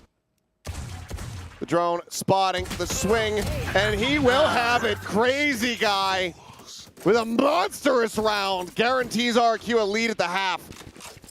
He's been in great form, even his last series when he was on breach duty. We just talked about the fact that you might not have hands. He was kind of putting up numbers. I feel like Crazy Guy's fragging has been a little bit underrated these last couple of series, and that's a perfect example of it. Well, it certainly is. Gonna have it his moments for sure. But chat told me he was a Teo merchant. How is this possible? Oh my god. Such a beaten to death narrative. Yeah. Scanning ahead. For Crazy Guy, though, that is an excuse for him to get loud. And for anyone that hasn't been in the arena when RRQ are playing, this guy is loud. I can hear him several floors up. In the mid-round, IGLing for RRQ. Similar opening to this round for T1. Drone into garage. The trip is there in window. This could be a massacre. And it is. Cushy finding one. DH only able to peel off that singular kill onto the Sova. And Xferal even gets involved as well, because he said, you know what, 3's better than 2. Pushing forward, Meteor will be able to find his second kill of the map here in round 11. Overdrive here into his face. Oh. It's a shutdown there. And what a time! Oh, a Meteor! For Meteor to come alive. Neural Depth gets the reveal. They know exactly where Jemkin's at. And they're going to hightail it over to the C site to get this spike planted. Man, RRQ did everything I right believe there. Jemkin will But win then this Meteor 1v2. just busts this round 100%. wide open, and he's already got Jemkin dialed in. Or He hears it all. no The footsteps made. Just waiting for the opportunity to swing. Close, Sen still has him spotted. Might even just be playing Stacks, and yeah, he will. So Stacks will go ahead and collect that one. Was that a 3K? It was. I think it was 1 and 10. I think he would have been on for a fourth there. He was 1 and 10, and he Yeah. just busts the round wide open like that. I think that can be that Meteor factor. And I mean, it's absolutely necessary after how this round had started. Yeah. They try to shove Garage to pull this player in the C-Link away, make them respect that Garage control, but the problem is really that there was a trip in window from Xfero there. He had a deep trip on C as well. This guy was everywhere that round. I didn't even see that. Man is playing incredible. We get lobby control. Last round of the half. No ults to work with here for the moment for the set of RRQ. Only the From the Shadows that could really come into play here. Overdrive from Izu. Hunter's Fury from Stacks. Quick pressure on A, pulls the rotations from RRQ back across towards that A site. Now in a 1-1-3. It's only Xfero on this side of the map playing right next to his trip, but he'll undoubtedly be cleared by the drone here, and then he's in a lot of trouble. Just going to go backpedaling here. Shock into the corner, just clears out that trip. He's continuing to play this forward, just on the other side of the cage, but also within the smoke. Strong potential for Xfero to find some value, but the smoke is going to... He still snaps on to at least find one. Doing well, given the position, but now C-Site opened up here for the plant. Yeah, you got to respect it, though. T1 have often just been running a default, not actually committing to the Gary split. Spike planted. Buzz lurking on the outskirts here, the timing. But the cam toggle from Meteor is absolutely sublime, if not inadvertent. Just enough to be able to find that. As Meteor will be able to find Monyet. Izu going to be taken down, but now the Hunter's Fury just fishing forward, looking for something. As Buzz finds the headshot and has the dimensional drift to go ahead and get himself bailed out of a bad position. Gate crash cleared, but Buzz is just sat here behind him. Do or die. I'm back. Recon sent, the spam comes through. A 3K from Buzz, a 5th round win here for T1. Down but not yet out, RRQ. Switching sides. We'll swap sides. Now over onto the attack where they're going to be needing to look for this pistol. Able to trade out Xfero, the whole Cypher setup goes down. It is one of those things, it's a double-edged sword. As I mentioned before, T1 has often been just walking into Garage, doing light pressure, and often not executing behind that, but instead just being Meteor on a lurk or maybe a drone and one player. Didn't know that the whole team was sitting right behind that play. So it's very punished for sticking around. At T1, a couple of shocking starts to some of those rounds, but they really just scraped through a couple of them. Honestly, I think 5 is generous for how their attack looked at times. Yeah, get to a stable spot. Not a great one. I mean, the eco win definitely helps as well. Yes, that is true. We'll see. They can close out another pistol here off the start. I mean, obviously RRQ explosive in theirs. There's only one right answer. No, mate. No, it's not true. It's Monyet for sure. Well, I'd say Monyet typically does a lot of the entrying. If Jemkin is entering, it's because he's just like slowly working onto a line. Good controller. I mean, this one should be obvious, right? But I don't agree. Say sorry if I don't agree. he's still underage to Fantastic. Now I get it. Apparently I'm an idiot. I mean, we all knew that. Well, that's fair. But I was like, what is it trying to say? Be a Stacks? Be a Stacks? I was like, yeah. Get out there, be a Stacks. You could do it. Yeah. I believe in you guys. Dump Come on. util. Locks over in ranks. I promise it'll get better. Yeah, be Stacks. Yeah, I would say Meteor Strike. Yeah. Monyet. Oh no. Haven't saying hello to Meteor. We got the Yoru matchup here in lobby as well. What about the attack from RRQ? Shots out. Jemkin tagged up. Buzz continuing to advance forward. Has that gate crash to safety. Cam not seeing anything in grass. Monyet feeling like he can take some space. The rest of the boys actually straight behind him. Izu trying to play up close and personal with the relay bolt ready to go in Garage. But RRQ second guessing themselves. They thought about taking garage control there, but instead will head back to A lobby to once again test Buzz. Here. Still just jiggling on the angle here. Ooh. Slide forward. You They hear do the that fight neon, spot? you should know that the lion's share of RRQ are going to be behind him. They've cleared grass. Great info play for Izu. Big rotation across for T1, but RRQ are making their way back. Izu has the movement to get out of here, but he's got a lot to do. Oh, and oh! yep, he's just going to get caught. Oh, you're Hopping up, pushing. try to get a peek through the window. You immediately see RRQ go 30 back to A. seconds They left. know they've already They're pulled a looking for reaction the- away they're from looking for T1, the- but T1 will stay with 3 on this site. Paranoia's there. Gambling correctly, but it's all about hitting their shots now. Paranoia goes over towards should main. be expected. Everybody is pushing forward out of the sewers, now piling out of the smoke. As Buzz is only able to find 1 kill before all 3 players here have fallen. 10 seconds left. Meteor trying to find a Ah. timing, but Jemkin is there waiting, Good pistol shooting. from And that is RRQ. going to be RRQ taking the pistol here. Now just looking to avoid another That anti-eco was good loss. pistol run from A great RRQ. understanding of the rotations there. They knew as soon as they punished Izu on the grass push that that was going to be a stacked A site. And don't feel the need to really push the issue, force anything too early. They just walk back to garage knowing that give it an extra 15 to 20 seconds, the rotation should settle. They still walked into an A site that was stacked heavily by T1, but the execution was just so good it didn't matter. Yeah, just death ball it. Speaking of which, T1 are going to be trying to do very much the same here in mid, and we'll be able to find 2 kills. ZH on the peak from garage finds the second, but now Stax is dead, As the and Soga, DH is alone. as a Soga player on Haven, I hate Jemkin for that. that is dastardly. Bro's just trying to catch a vibe. He's just trying to get an orb. He had an orb but a classic this round. Poor boy.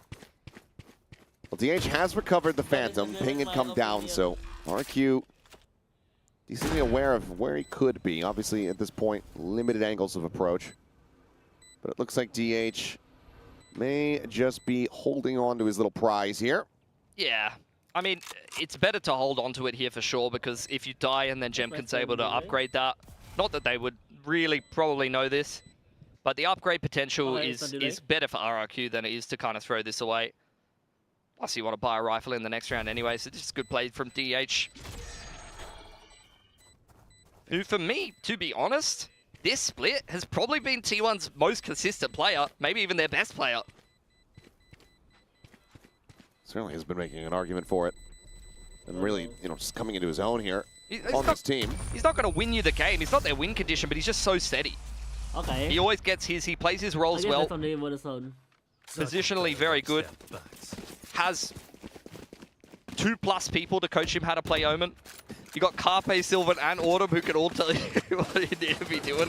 He's got all the help he needs. Very true. But do we know Yeah, nice little one and done.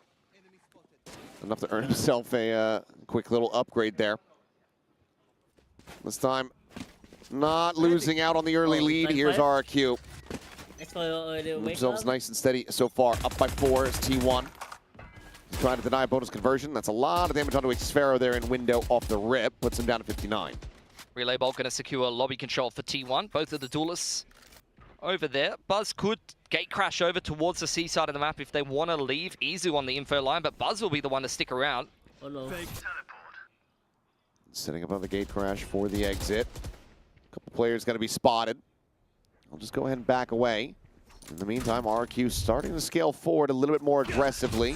Oh, that's nice. Single peek. Did spot out at least one player there. RRQ going to work their way back into the middle of the map. Do have Xfero dropped off at top mid. He's having a look around grass with the cam, which is going to allow them to just walk out window without a sound cue. Look for Meteor's timing out of garage here. Whoa. If they do shot B. Stax is pulling back away from this one. Seems like they're still going to be decently confident that this is an A hit, but now they get the bad news. They go bounding forward. TP over the top, TP into backside. Stax able to find one though. Maniac going to be taken down. The blind is there. DH drags across, but that second layer is in. Jemkin striking for 2. It's going to find Buzz as well. Stax making some noise. Meteor here out in front. About to spot out Xfero. And it does avoid catastrophe. Big round from Stax. Perfect dart. Able to punish the Neon in on the entry. I love that variation of the B execute from RRQ though. Fast lane up over the site, over the top of the site with the double TP into backside from Crazy Guy. It's a very fancy execute that gets completely dismantled by a free piece of util. I thought maybe with Jemkin going unnoticed there, perhaps we would have seen a big turnaround there for the side of RRQ, but T1 doing well to go ahead, play out the anti-bonus. 3 players survive. Ferro's got the Outlaw out. There is no light armors here. Yeah, full buy down to have that full armor in, so I guess after pretty well as far as the tendencies are concerned. let me play Jemkin one or being two spotted. record games before Ready to try to swing that corner here. His orb just looks to be taken here. And Izu does find him. Jemkin down. It's not good news for RRQ. Dimensional Drift not going to be impactful in this round, unfortunately. Jump spot for DH confirms 2 C long as well. Instantly drops the smoke on the top C choke. Doors closed for RRQ. They got to look elsewhere. Might just end up being another B hit here for them. Wired still in position. It's all right. And plenty of people to clear that drone. Speaking of which, their own drone to go forward. Stacks, however, smoked off, unable to clear it. Now they're just looking to try to run down Meteor, but Stacks! Oh, he's outdone Mun yet again. Absolutely saved him, and Meteor's just like, we'll give it another crack straight back in the corner. Let's go right back over here. This is my comfort spot. It's got to be Crazy Guy to dig them out of this situation. Oh, no. This is an opportunity. Xfero maybe try to miss through the top B smoke, but the trip keeps him in check. There's just nowhere for RRQ to get in. 20 seconds. This might just be a save. It's Even if 27 Xfero and gets his way in, still, I was going to say, has an outlaw. He is able to go ahead and use that to put down Meteor, but 10 seconds left. Wait. looking like it's going to be the only casualty here for the side of T1 in the round. Had a lot of rounds like this series where it's just initial exchange and then a heavy save. Definitely less common in Valorant particularly. Like other FPS games, you see this kind of play a lot, but for Valorant, it's very uncommon. I think it's a product of the pressure 100%. These players are under. I mean, we already talked about it, how much this can mean for both of these teams. Yeah, you do not want to play Gen G in the lower bracket, especially if you're RRQ. A lot of history there. But we already talked about it as well. Both of these teams are in the running, champs points-wise, to be heading through to the biggest event at the end of the year. They want to knock the other team out of that running, especially if you knock them into Gen G in the lower bracket. There's a good chance of that. And for T1, it widely feels like, you secure this victory here, you're pretty much in. They wanted to secure this victory. They got to play Paper Rex, don't they? Want to meet Gen Yes. G in 100%. But just on the points alone, Yeah, the points will definitely help. you feel like you're going to be in such a good spot. Oh. Well, sprinting forward, Monyet looking for the entry and finds it. Stacks assassinated within the smoke. DH, however, still here, goes uncleared. Comes up with 2 kills. Izu sliding forward himself. Wow! Managed to find a kill on the Crazy Guy, but that's going to be DH now alone, repositioning back here towards the A connector. Getting revealed. Quick peek, finds one. Looks to try to dip out. Bit of damage going to be suffered now. Goes for the reposition. Spike plant being committed to. Oh, he didn't get it. He got off. What? DH just going for the drop down. Didn't quite know exactly where Xfero was at. Should have a pretty damn good idea of it now, but he cannot win that fight. Oh, so close to pulling off the heroics, but DH is not quite heroic enough. T1 hanging back now. 3 rounds separating his RQ. Trying to extend this to a 3rd and final map. Just gets so messy in these situations. When there's that delay smoke up and a cage up on the site, you're playing this, both teams playing this double dive comp. These executes into flood retake situations get so messy. It's just chaos as we head down into a 1-on-1, but Xfero is just so good in the clutch. 29-3 at the moment. Xfero clutch looks decent, I guess. Having one hell of a time as DH. He flashed off. Smoke, however, widely can be disrespected as Monyet is already out in front of that one. Hunter's Fury is going to be coming through. Meteor, however, holding his ground, able to find one. Attempt to get struck down. Monyet only going to be good for the kill here onto the enemy Omen. Takes him down at back plat. The rest of the team losing their lives on the entry, but Cushy My God. with a damn nice shot. He's insane. And brings this one Back to very even numbers with Buzz on the peak, finding one, but Cushy getting that kill and getting them all! A 4K for Cushy! Gets RRQ to 11! He's had What the fuck from Cushy? how he started out the year, that is back to vintage Cushy. Oh my god. Not only the agent on this map, because I remember his first couple memorable games were Sova, even on Haven. His comfort role, just positionally perfect. He should be dead to rights with a drone staring him in the face and Meteor ready to swing top logs. And sure, he's given multiple opportunities that should never be happening by T1 there. Absolutely unbelievable. And that's going to be the final timeout call here from T1. 4-round lead for RRQ, still 2 timeouts in the bank. So even if they start to run this back, you have a way to break the momentum. They should be feeling very confident now.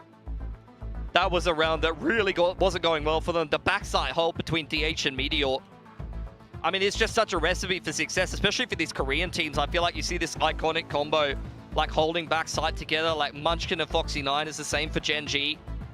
For T1 with DH's form and when Meteor is feeling himself, like they also just have these site holds that it's very difficult to attack into, just such great positional players.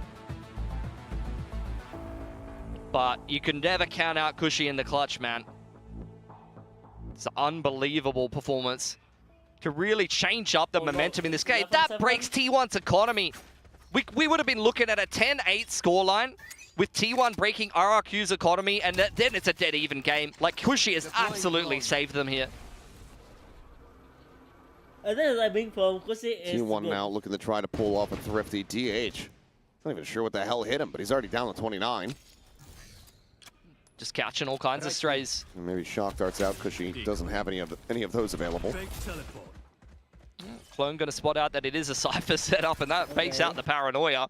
I think if you see that, you're like, there might be a few people on C. Let's not go there. Unfortunately, that's where the good news ends, because you are still heading into Buzz with a gate crash available. And a classic. Okay, I thought he had a sheriff, to be fair. He has absolutely nothing. Including no HP. Overguard now popped here from Monjet. The quick slide forward, the double turn back. It's a good amount of damage on the stacks. Can't confirm the kill. Izu trying to make a go of it. You see the hand roll there, though. Are these professional players? So quick to stay back. Everyone's trolling right now. No. This is just APAC, baby. Just bee-hopping around. You don't see that in Europe. They're far too orderly. Too many manners. Not bold enough is what I say. Oh, they got Durka. He's pretty bold. Well, RRQ, map point, as they look to take this one the distance. Couldn't get there in the first series, so may as well do so here in this one. So Sunset to come through to try to close this one out unless T1 can run back 5 in a row. I mean, they have every single ultimate, a full buy. If there was any round to try to get a snowball going, it would be this one. Looking for the timing up into B. T1 set up looking for an op pick with a Cypher set up behind it, but B is open for the taking. Dart dealt with this time. Does still get one little ping out, but they're not in position to try to get the punish there, and Monjet is just breaking wrists as he mows down stacks as well, trying to exit through the smoke. Meteor can only find one, and that now leaves Buzz and DH in a 2v4 with an operator in hand. DH swings, but cannot get a transfer. And Buzz, his position is known. Shot goes wide. You hit that, maybe a window of opportunity, maybe you start believing. He's going for it. Well, he needs to at least to just be able to swap a weapon out. Check all the way out. Peeks back in. Think he had gotten a spot there on the one. Taps for the defuse now, and Xfero is in prime position, but it's Jemkin to find it. 13-9 in response. Both teams finding victories here on their maps, and that now leads us over to Sunset to settle it all and see who is going to be sticking around in the upper bracket. Very confident pick from Okay, let's do another TDM again. Before we back to the next map. Set the meta, set the trends on this map, and it was really RRQ to... Where's my... Match found.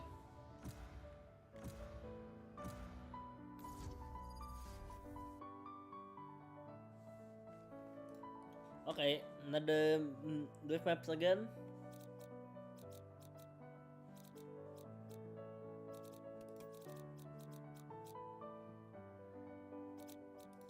I don't try. I do.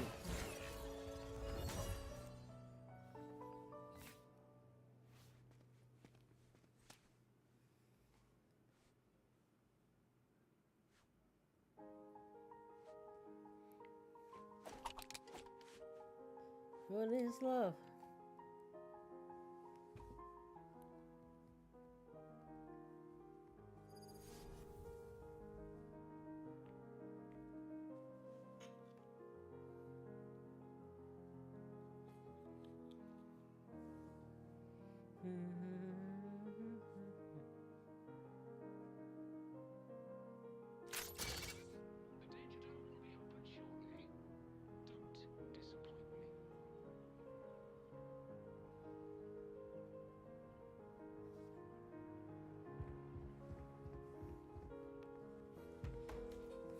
I'm out of here. Let's begin. Gotta go. Back in a flash. What is love?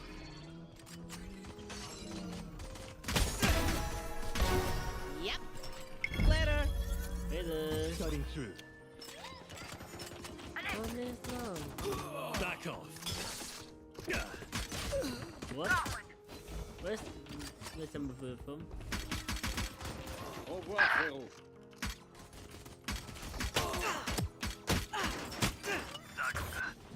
Hitting the brakes. What? Am I still against December?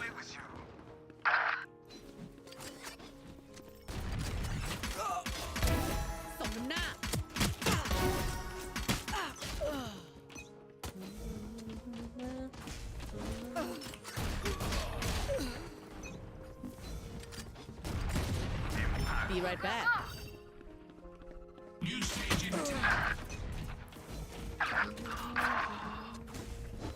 I'm out of here. There. Stage 2.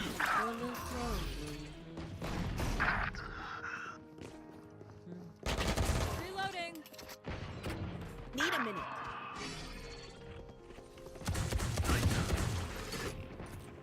Slow down. Reloading. There. Watch out. What? December is insane. Fire's out.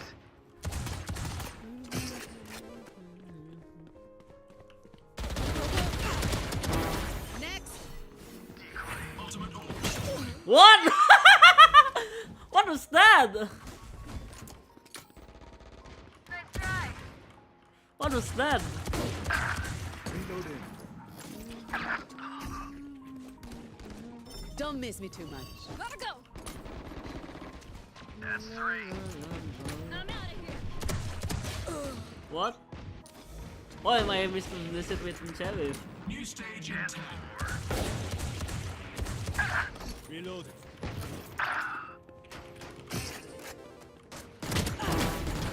Stage Slow them down. Go, go, go. and 4. You're done. Stim beacon here.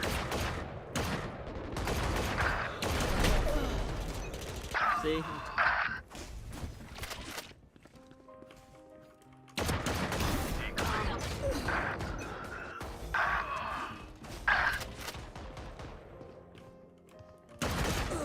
What the?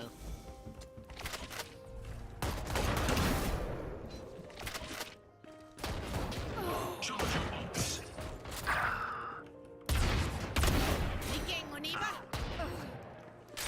Joke's over. You're dead.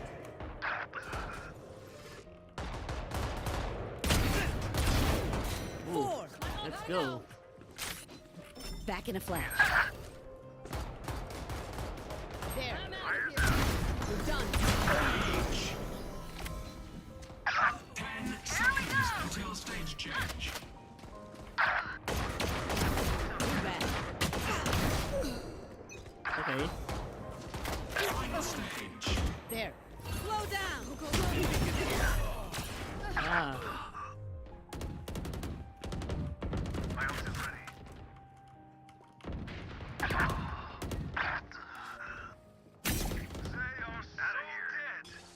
Percent again.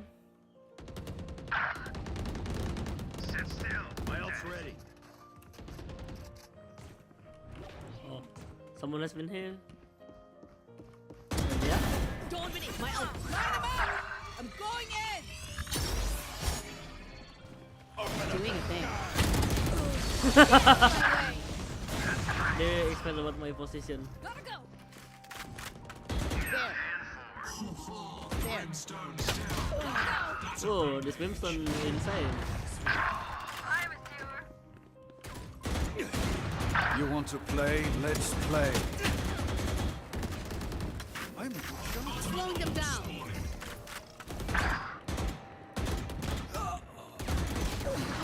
What?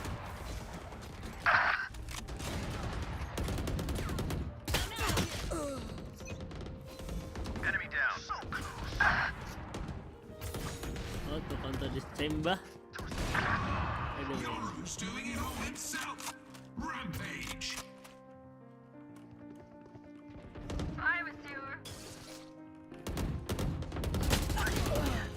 Oh, his swabbing is insane.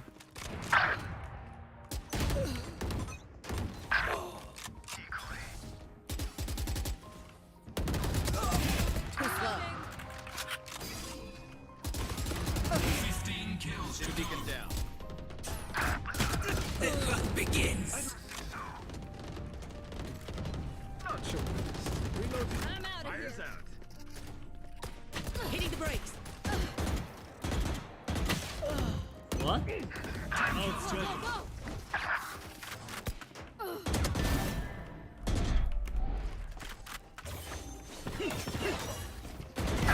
There's that. Gonna follow back here. Kills remaining. Bye. What? This Phoenix? I wanna buy this though. That's going to be an obstacle for T1. T1, you know, in Yeah, order for them to have a strong map, not only does DH have to stay Japan. consistent, you need players like Buzz and Izus to still do the things that they do. I mean, I want to see Buzz on this op again. I want to see him Also, shutting down players like Jemkin, also- Manyet, so on and so forth. VCT That's sort of like map one. We were saying that RQ had all the right util, a lot of the right plays, but T1, you know, just They did T1 things. yeah, just outfragged them. So that could be the case. No surprises here in terms Okay. of composition. Same Both comps teams like running happen with what we would expect from them to T1. run. Now, I do want to highlight Crazy Guy on RRQ. Last time we saw them play Sunset, he had a really big map, and his util is going to be crucial for slowing down this double duelist of T1. And he has to IGL a lot on this man's shoulders for the map 3. On the other hand, I want to see Meteor as well. I mean, you saw how confident he heat was. up. He's got to come back. Yeah. Yeah, we definitely need to see that. We're going to send it back to our casters for the final map of this series for today in playoffs. Back to you, Pilsky and Achilleos. Here we go, a map 3 to see which team is going to be advancing forward in the upper bracket to square off against the reigning world champions in VIVARRQ. Who is going to be falling down to the lower bracket and from there be at a risk of elimination. For RRQ, this one means so much for their attempts to try to make their way over to champs. T1 at least have that significant lead in championship points to try to rely on for RRQ. It's not nearly as comfortable. Okay. Cannot go into the lower bracket and I'm forced to face the Genji curse yet again. Oh, mid-walk here for Jemkin. The door's closed behind him, but he can just refract out. Swings all the way back around to it. How's Buzz got up short here? Uncertain, but Crazy Guy's 100% dead here. Well, someone is. completely unnoted. And yeah, he's going to be able to find him knife out. Swing the corner, gets a spot out of Manyet as well, who's frantically backpedaling, sends out that paranoia, but it does not connect onto Izu. The right clicks from Manyet, however, do man to do so. Eventually, that Manyet going to be overwhelmed, taken down. T1 are off to the races here in this opening pistol as Buzz finds himself a second kill. Crazy Guy now dead on the floor. Jemkin and Xpharaoh both approaching here from street. A bit of damage is going to be suffered. There's a swing onto the corner off the back of the flash, and Meteor not quite able to find the kill, but does get a little bit more damage in. Cam cleared out the drone, the chase as well. The ping reveal, just looking for the wallbang shots here. T1 looking to play this out about as patiently and calmly as they can. Have the angle double stacked. This DH will be able to find it, and that is going to be the closeout coming in. Easy the casualty. T1 finding the opening pistol here on Sunset. How does this keep happening? Like we've seen it multiple maps in a row now. Someone from T1 has just been able to gap them. I would love for someone to really dig into that. Like, is this an individual player read? Has the coaching staff seen this pistol and been like, okay, there is a gap here. There is a timing you can find here. Is this individual brilliance? Is this pre-planned? Whatever it is getting T1 so many more opportunities than they would otherwise have. A pistol win on the attacking side of Sunset here in the third map decider is huge. They also had a great attack yesterday. Oh, sorry, not yesterday, in their last game at the end of the group stage against DFM. Oh. What? Well, Buzz says this is my territory. I mean, they're playing double duelists, but they were hyper-aggressive against DFM.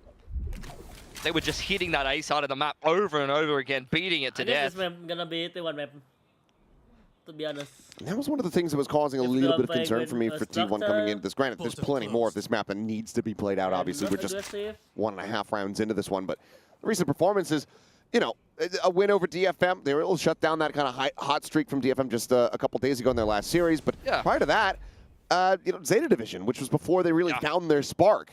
Yeah. I mean, for RRQ, they've had some success on Sunset against some more convincing teams. They put Gen G away pretty cleanly on this map, and Gen G are a great Sunset team. So you know this comp is legit. And it's a fun one to watch as well. How can you not love a Waylay diving in and util flying everywhere from RRQ? If they get this clean execution off, it's just great to watch. It's exactly what Valorant should be. Oh, no. T1, a very different stylistic approach, and you're already seeing it. They are really favoring the firepower. They are dry contact. They're in your face. And it's up to RRQ to have this execution-based utility, the fault line, the paranoia. They need to hit the right util combos to be able to shut T1 down. Swap with the Ghost. Buzz against hands the Phantom over to Stacks. He wants to go on the hunt here and try to see if he can find any kills, get some extra charges. They will not be able to do so. Oh, basically gets an orb in death as DH now around the back. It does manage to take out two. Solid little kills coming through here from the side of T1. No weapons going to be lost here in this exchange. They will start things off 2-0, put themselves in a decent position to try to get a bonus conversion. It's exactly what you want to see from Buzz. Handed the Ghost. If you can put your duelists on the hunt or put an agent that wants to get a little bit of a multi-frag on in the late rounds on the active hunt to try to bash anti-eco, even if he only gets one and dies, that's two more towards an early dimensional drift, and those are the kind of ults that snowball. T1 has already proved that. They basically invented this comp with the double duelist of the dimensional drift and the ISO ult, stringing those together on Haven. They mistake from Heaven on this map. Recon in, trying to get the spot, but does get cleared by Monyet. RRQ secure that A control. Immediate pivot from T1. They're not playing any games, straight into this B site. You have to be ready for this tuck position. Jemkin does get the counter swing, and that's actually enough to save Xfero's life for a little brief moment, but Jemkin now coming up with a second. Yep. Gives him a real opportunity, especially as Cushy wins the fight in mid. Buzz going to be taken down, but a timing found. Izu catching Crazy Guy with util in hand, stops him from sending out that aftershock. It's just he and DH now trying to hold the line and defend this spike plant. Yeah, so much territory that RRQ has to re-clear coming in from spawner B main side. It's very disconnected. Sorry, Chad. Now attention from DH. Paid in towards main. Jemkin able to dive forward, gets himself across. DH challenges in for the fight, but loses his life. It's all now on Izu. Beautiful. Will similarly get timinged right back by Cushy. So, in the end, no bonus conversion. RRQ get themselves on the board, and they lose out on just the two players. Really well played from Jemkin. Although Xfero gets folded in the site by the market split, I think Jemkin just realizes there's two arms of the push here, and if I just shove into B main and kill all of these players, then that's a round-winning position to take advantage of. Really, really well played from him. Not to mention that the double dash into the site with the refract back up, thanks to the multi-frag, was pretty important as well. Able to break that that angle being held from the market cross. That could have been problematic to try to cross back through market to B main again.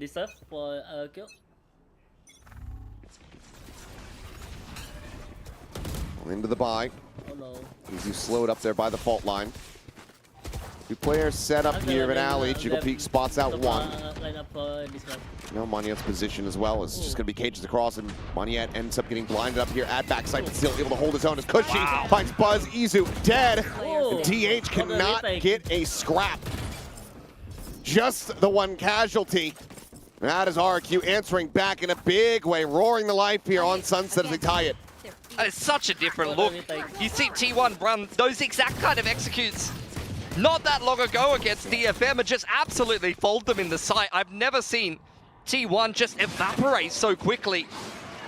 It was a really well-paced round as well. They went and took that elbow control. They're pinching into the site together, and RRQ just absolutely destroy them. Nice, guys. One entry found. Quick flood back in, and RRQ just easy as you like. 4 guns surviving. In a very good position now, going into the anti-eco, but it's a half-buy investment from T1. A fair bit put into this one. Smashing A didn't work, so let's try and smash B.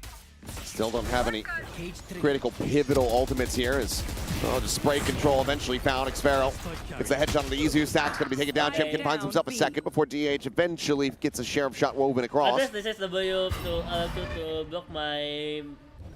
Meteor looking to try to see if he can spot out anything, just staying tucked here in this position as the aftershock gets sent. Spike plant not coming in, DH now gone. Meteor will get a nice little shot there at the end. Parting gift kill on the crazy guy, but certainly cannot bail them out of this round. So RRQ now in with the lead 3 rounds straight. T1 looking like just gonna let it ride. No pause on the clock quite just yet. Yeah, I mean, their side executes are not hitting, but they haven't had that many chances at them. We'll see if going into the next gun round, they're going to try to change up the approach and run a bit more of a prolong to default. Maybe a little bit of a shove into A main from the Neon, for example, and then work the map a little bit more. Oh, yeah, Op's out. I forgot about this. The refract with the Op is so good. It's, again, the same thing as the Yoru for Jemkin. He can play these really deep off angles. Oh, and that's DH dead. That's the smokes. I wasn't sure if he was going to be able to find that shot, but he absolutely does. And now Buzz gone inside of the smoke. Moniette able to just go ahead and catch a glimpse, and it's from bad to worse here for T1. These are the rounds that really sting on the attacking side. Better than T1? What? I mean, a snappy headshot. The kill not to be found. The B side will be. Only 2 players surviving. Drone will clear everything out, so they've very well defined what space they have and what space they don't. They've seen the retake trip as well. Doesn't get the spot on Xfero, though. He plays deep enough in towards market, so Stacks about to just face in, and yep, Xfero just has the advantage.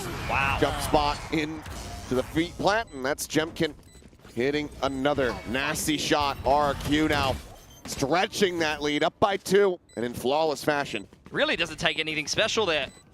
Just an op on a pretty standard line, and then Buzz from the 4 on 5. I don't know if he had gate crash up or not, but he probably, especially seeing the smokes dies, feels a little bit more pressure to make a play. Somebody has to turn this round around. You start to see all of T1 individually walking out on lines. First it's Buzz, then it's Meteor, then it's Stacks. And one by one they fall like dominoes. Nice one, guys. Give to Kong, guys. So timeout call having to be used here from T1 once again. Early signs of weakness being spotted and exploited here by RRQ. So the pressure really starts them out. Obviously, coming off the back of that opening map win, probably going to be feeling pretty good, but as RRQ just whittled away at them on Haven, it's got to start affecting the mental game.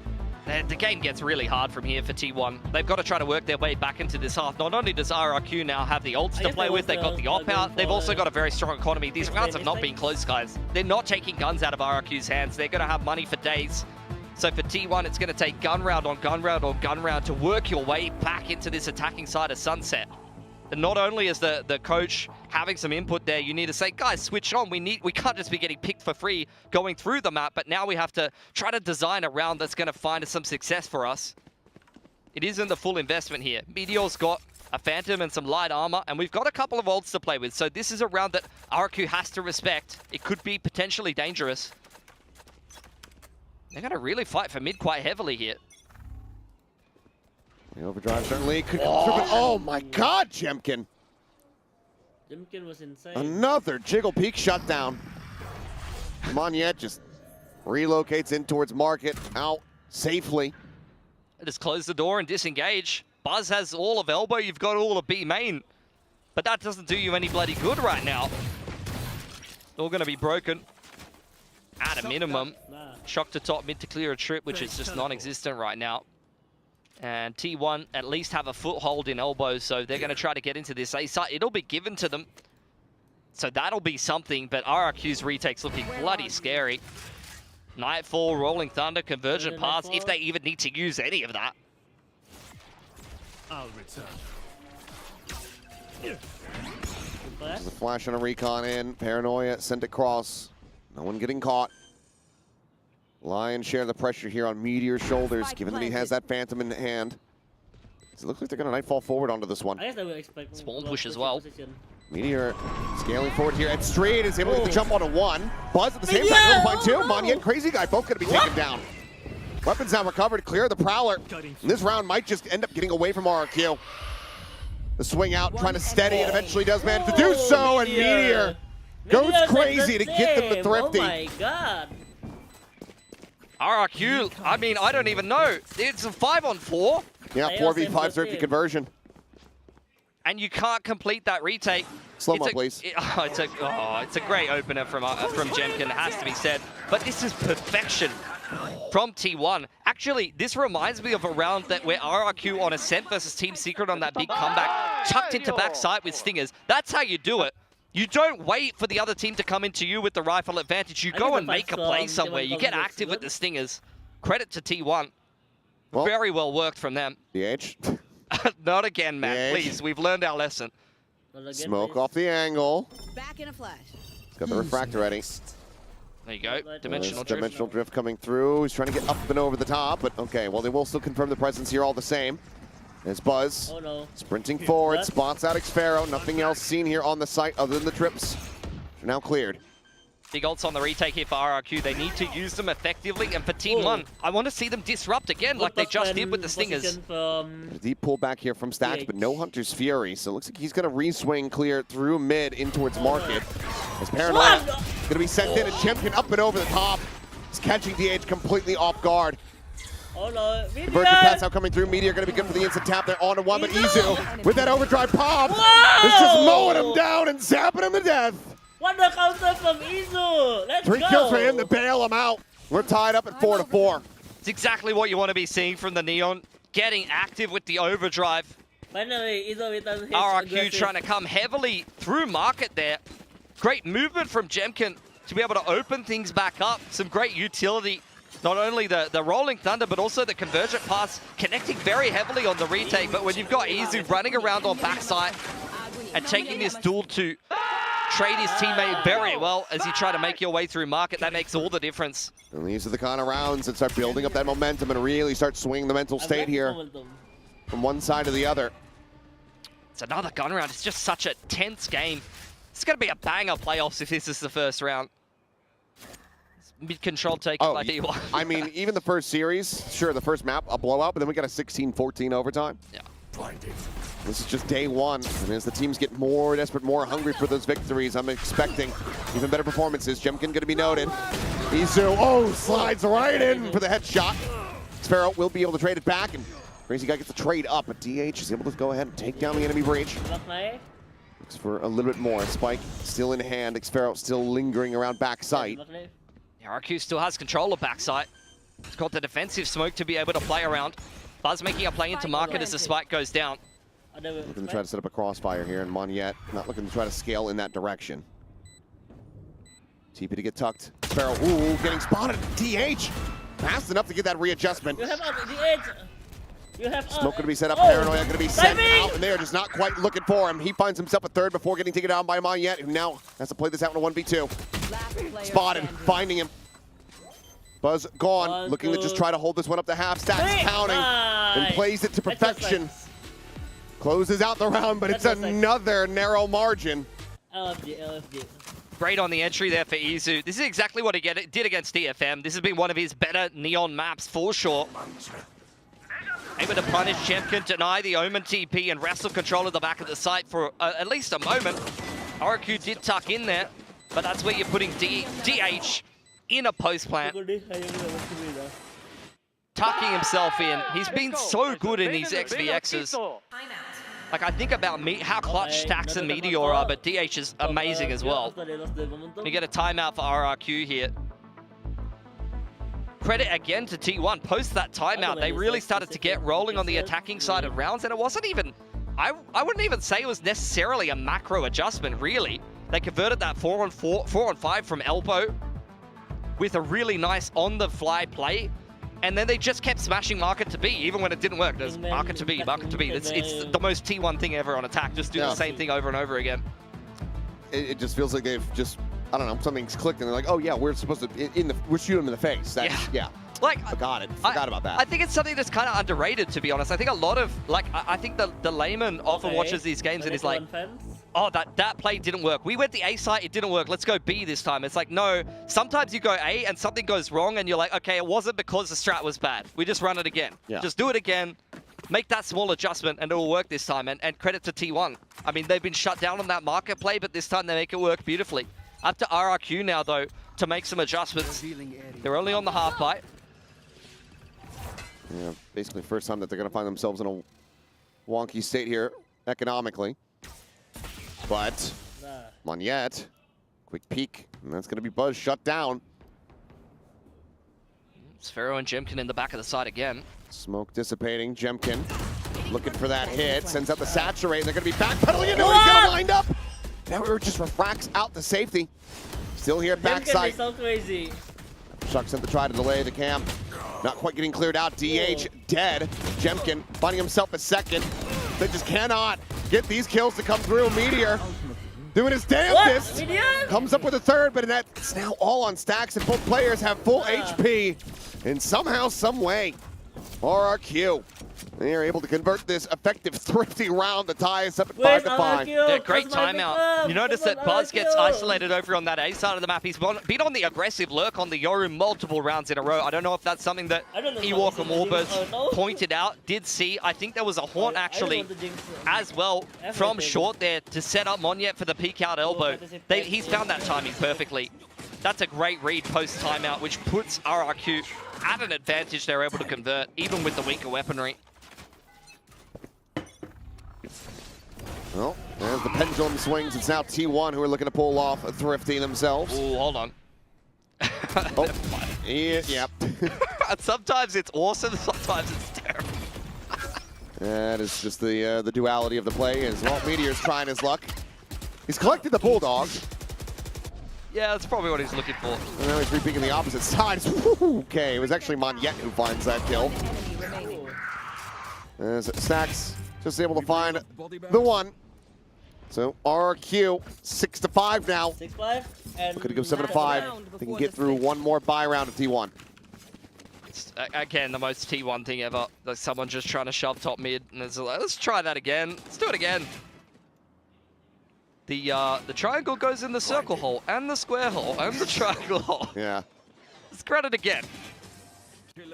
Steady from RRQ though.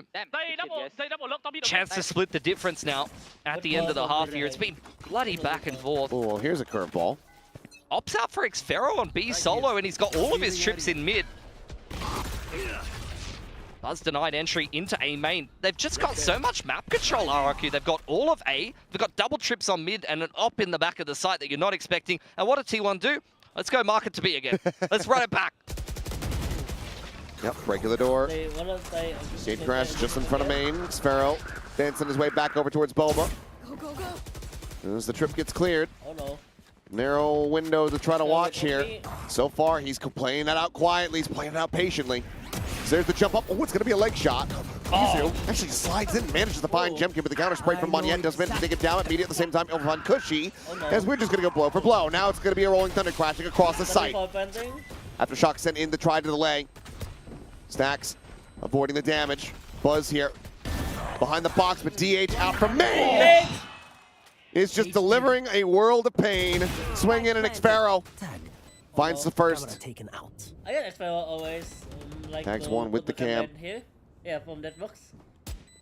He's looking for it. Pick together, Just know where Stax is at. He's absolutely lost them here. Cage trigger. So the cage will get popped. Spray to come through. Pushes past it. Oh my god! Nearly gave me a heart attack, and I'm sure that Stacks feels the same. 6-6. We are perfectly balanced here at the half. Lovely stuff from T1. Really back and forth. I think RRQ, I didn't catch whether there was any counter utility, but I felt like that Rolling Thunder caught 2 people, and then there was just no follow-up. I don't know if there was a paranoia across market or whether T1 threw out a little bit of counter utility that made RRQ a little bit trepidatious of actually capitalizing over that. But I felt like if they just stormed in on the retake into the Rolling Thunder, they had some fish in a barrel there. High tension here at the halftime. Tied up, and a lot of this could very well come down to this next pistol. Really can't separate these 2 teams on Sunset right now. It'll be RRQ over onto this attacking side. Gonna have Jemkin Waylay flying everywhere. Set up well by utility. It's gonna be Prowlers with Breach Util honing in on whatever that's locking onto with a Waylay to follow up. Gonna necessitate some aggression with the double duelist here for T1. They got a lot of pace behind this comp. You can see quick tiles plays. You can see them running down mid really quickly. Should be a very entertaining half of Valorant. Okay, we got Great to see. 10%. Some nice little representation out here for Crazy Guy. He's got doubled up the Vietnamese players in Pacific. Got an easy on Team Secret now. And he, honestly, for a rookie performer coming into an underperforming team, he had some pretty damn good games. Oh yeah, absolutely. Crazy Guy is not okay, but yeah, he's okay. Let's see how he fares now, shifting over to the attack with this breach. As Izu. Okay, quick little jiggle out. He's actually going to slide off this one. The paranoia goes across, and it's just a beautiful combo. He's a stun. Buzz's flash layered in as well. Calm down, calm down. Well, it's because she's dead. All it takes is just being one toe out of position with these set plays, and you can be caught. That is the pace of the Neon and the Yoru. Door now being worked at by RRQ as they turn their attentions towards mid, but T1 are already ready for a little bit of a crossfire, maybe a little bit of a push down in the mid round if they're denied info. Clearing back over towards this A site. DH going to be forced back into the alley. Sphero could catch this mid walk. Trying to set this up. What? Izu just hits the one tap. And immediately, they've got so many players from T1. Everyone clustered up now to try to counteract this push. DH swinging out. We'll find a bit of damage. Headshot there from Buzz. Jemkin managing to trade back too, and Crazy Guy gets involved as well. You got Stacks from out wide. Go ahead and gun him down. That's T1 closing out the opening pistol the second half and regaining the lead. I mean, it all comes down to DH playing that info line. That's why no matter how many players RRQ cut down in the site, there's just another bloke there. You get a kill, there's another guy. Credit to Izu, very switched on there, clearing out the lurk. They dropped off Xfero in mid after that A play went wrong. And credit to RRQ, there was some good shooting back into this one, but you can't make your way through all 5 players. Even if Stacks doesn't get that second, Meteor's ready to swing out of the smoke.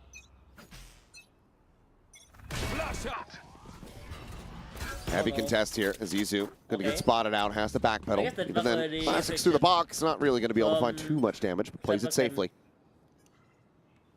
DH maybe holding the paranoia off of Buzz's contact. Oh. Up and over, and DH only going to be good for 1, because she does manage to go ahead and take him down. Marshall shots going wide. Jemkin making a second kill here for RRQ as they're just looking to try to overwhelm. They're doing a damn good job of it. Cushy perfectly healthy. Does have the Marshall. Meteor's down to 10, and now he swaps it over for a Bulldog. Got the C's. Haunt's about to come back up as well. Dart 2 seconds away as the drone goes in.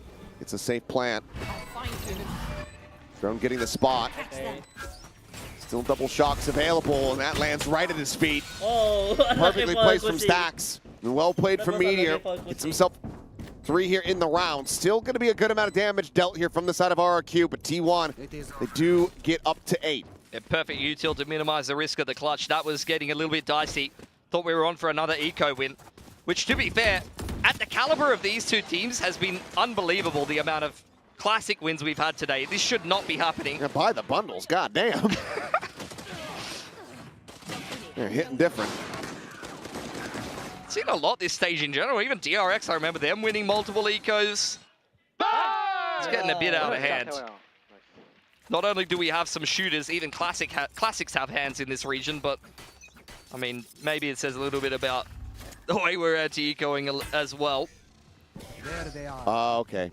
Yeah, that's Any, couple of guys there. Does anyone want to shoot the dart? And wants to play chicken. Not a scary looking one at that. The Bulldog and the Guardian are going to be the weapons you're most concerned about. I mean, honestly, though, they get revealed and now they're just swinging back across to the A site. You've got DH by himself.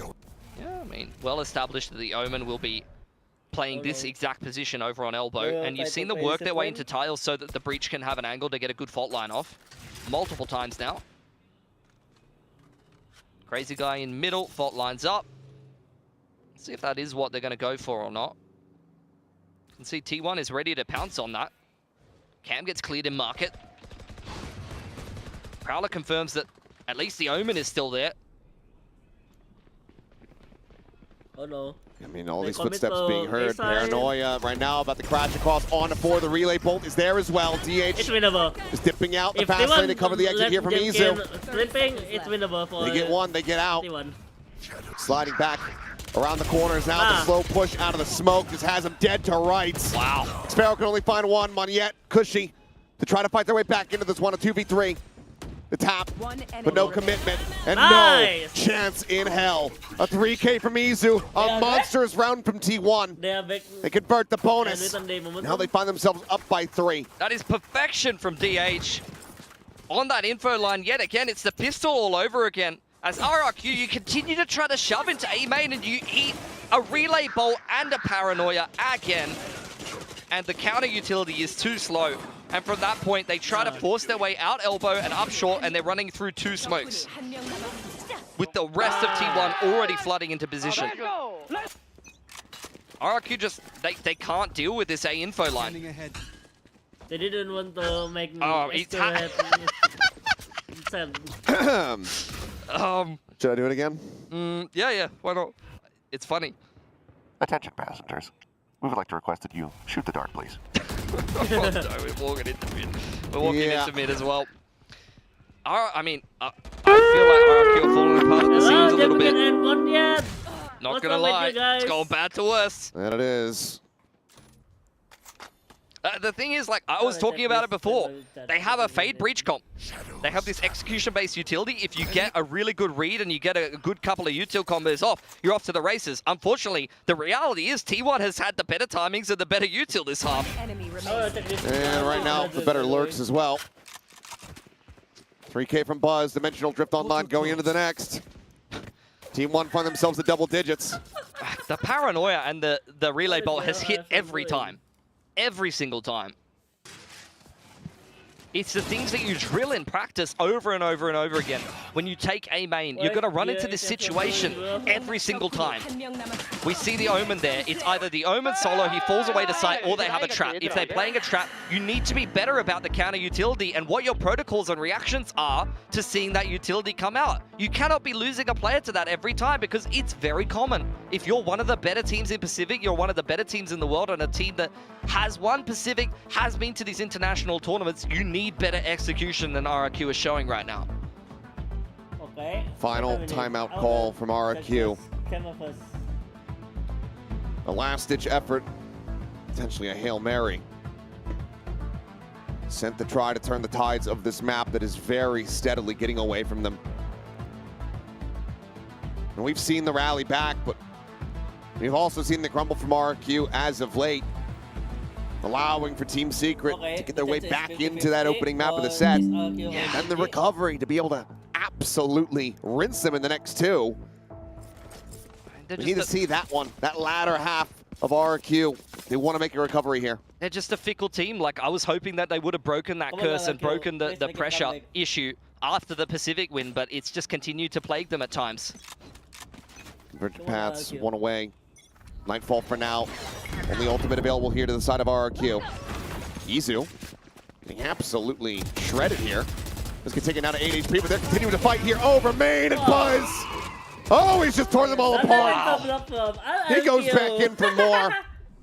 It's just a perfect read from T1 again. They hold the trigger on the utility for an extra 5 seconds. They force the refract away, and then again, in A main, the paranoia and the relay bolt connects with 3 players, and they get wiped. And you have the prep right now from T1. Having the reads like this, it's looking so damn good on this defending side. Meteor may be getting timing. I think a gun barrel was spotted. But do you even try to go for this kill? You want to alert them to your presence with 48 seconds remaining in the round? You'll take anything at this point. You'd take absolutely anything. I mean, I guess a kill and then a death would get you to your ultimate, but oh, it's... This game's over. Look away. Unfortunate. Like, T1 just way too good, man.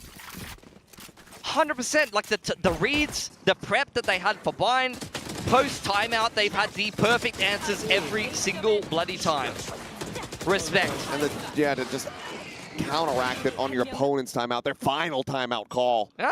To have the exact right read, to have it end like this. I'm not sure if the call was from Stacks or from Autumn.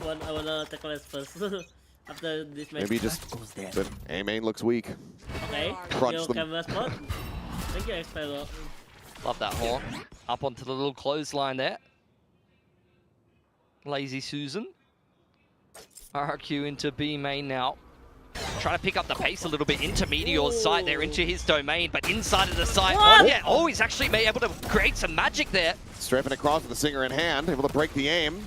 And he just get taken down. Izu forward here, likely. Oh, spotted! He's going to find one, but Stacks! They're trying to turn the tides here. Puts DH now in a position where he has to clutch a 1v2. Paranoia still here in his hands. Oh no. TP's down low! What an unbelievable play! What? Tucks away, they're both tagged up, but the decay is starting to wear off. 10 bullets! Yay! The right click, no! It doesn't come through! One hell of a shot from Cushy to get the thrifty for RRQ. I don't even think they registered the TP could go that far. That is a timing thing, guys. The way the shrouded step works is dependent on your elevation. He's sitting inside of the smoke. I don't even think RRQ clocked that he could possibly TP to the low ground at that range. I know it looks crazy that Monya is not even ready for that, but like, why would you be? Sure. How does it even go that far? I mean, I had no idea where he was going either. I can't put the blame on Mun yet. You just have to sing the praises of Cushy to stop it from finding the ultimate value in the round win. Very near miss there. Trip cleared in the back of B main by Stacks. Quick pacing from Jemkin straight up into top mid, and the rest of RRQ shoving through market now. Forces them back to Paranoid, buys a bit of time, but DH has to reposition once again. Meteor, however, going to be taken down over at Boba. Xfero able to find that kill. Now the neural theft is going to be coming through. Relay Bolt going to be sent up to try to delay it. DH with a quick shot into the smoke, a quick headshot bound. Stacks, good for one more. The Jemkin scaling forward. Stacks just cannot get things aligned fast enough. Buzz now arriving here in the dimensional drift, popping out, trying to find it, but Cushy just a little bit faster. RRQ might just be finding that groove. Just way too late to the party. I feel like T1, they're trying to force the end of this game. Oh my god. Could have just waited for the dimensional drift to have more impact. They even have a boatload of ults they can combo with that. The dimensional drift with the overdrive coming back in, or the Hunter's Fury. Meteor, unlucky, gets counter spammed straight back through the smoke. They had a nice little crossfire, to be fair. Like, T1 are in all the right positions to be able to defend this site here. But that's where RRQ, the spacing is perfect, the pacing is perfect. And they trade each other super well to come break open that side hold. We've got it down. We've got it down, Pat. We've got a game. We got a good timing. Now we do. Convergent pass as well as that rolling thunder. I mean, you can just trap people in the goddamn air. Yeah, why not? Send out one after the other. They're just going to be floating. Buzz has got the op out now. On this info line towards Elbow. They haven't seen the op yet. It's always been the Omen here. Op today, though, hasn't been the cleanest. Oh no. If he gets shut down here, that could be the straw that breaks the camel's back. Is ooh, Jemkin quickly slotting back with the refract. Need a Prowler here. We cannot be dry peeking into the op. The smoke's down for RRQ. Call it a check. What? Gets the collapse. Spike down A. Oh, Buzz has just absolutely dominated them. I said it hadn't been looking great today, but that has certainly made up for all of the shortcomings previously. As it's a minuscule line, one that he pulls off of, but ooh, got the spot out there. On to Crazy Guy. T1. Oh my god. Incredibly well poised to take this now up to match point. The longer they stall, the closer that DH gets on the flank here. Slowing them down. Saturate gonna be sent. The shorty is drawn out. Jemkin, however, dead on the push, and DH finds Crazy Guy wrapping around the back of alley. The previous round, maybe a brief reprieve here for RRQ. T1 now pulled all the cards. Match point is theirs, and they have 4 ultimates behind this. Just a changing up the angle there for Buzz. Oh my god. RRQ, they want to go quietly. But Buzz with the gate crash active, this is what you can do on the Yoru. You can disrespect the utility if you're confident enough, if you're bold enough.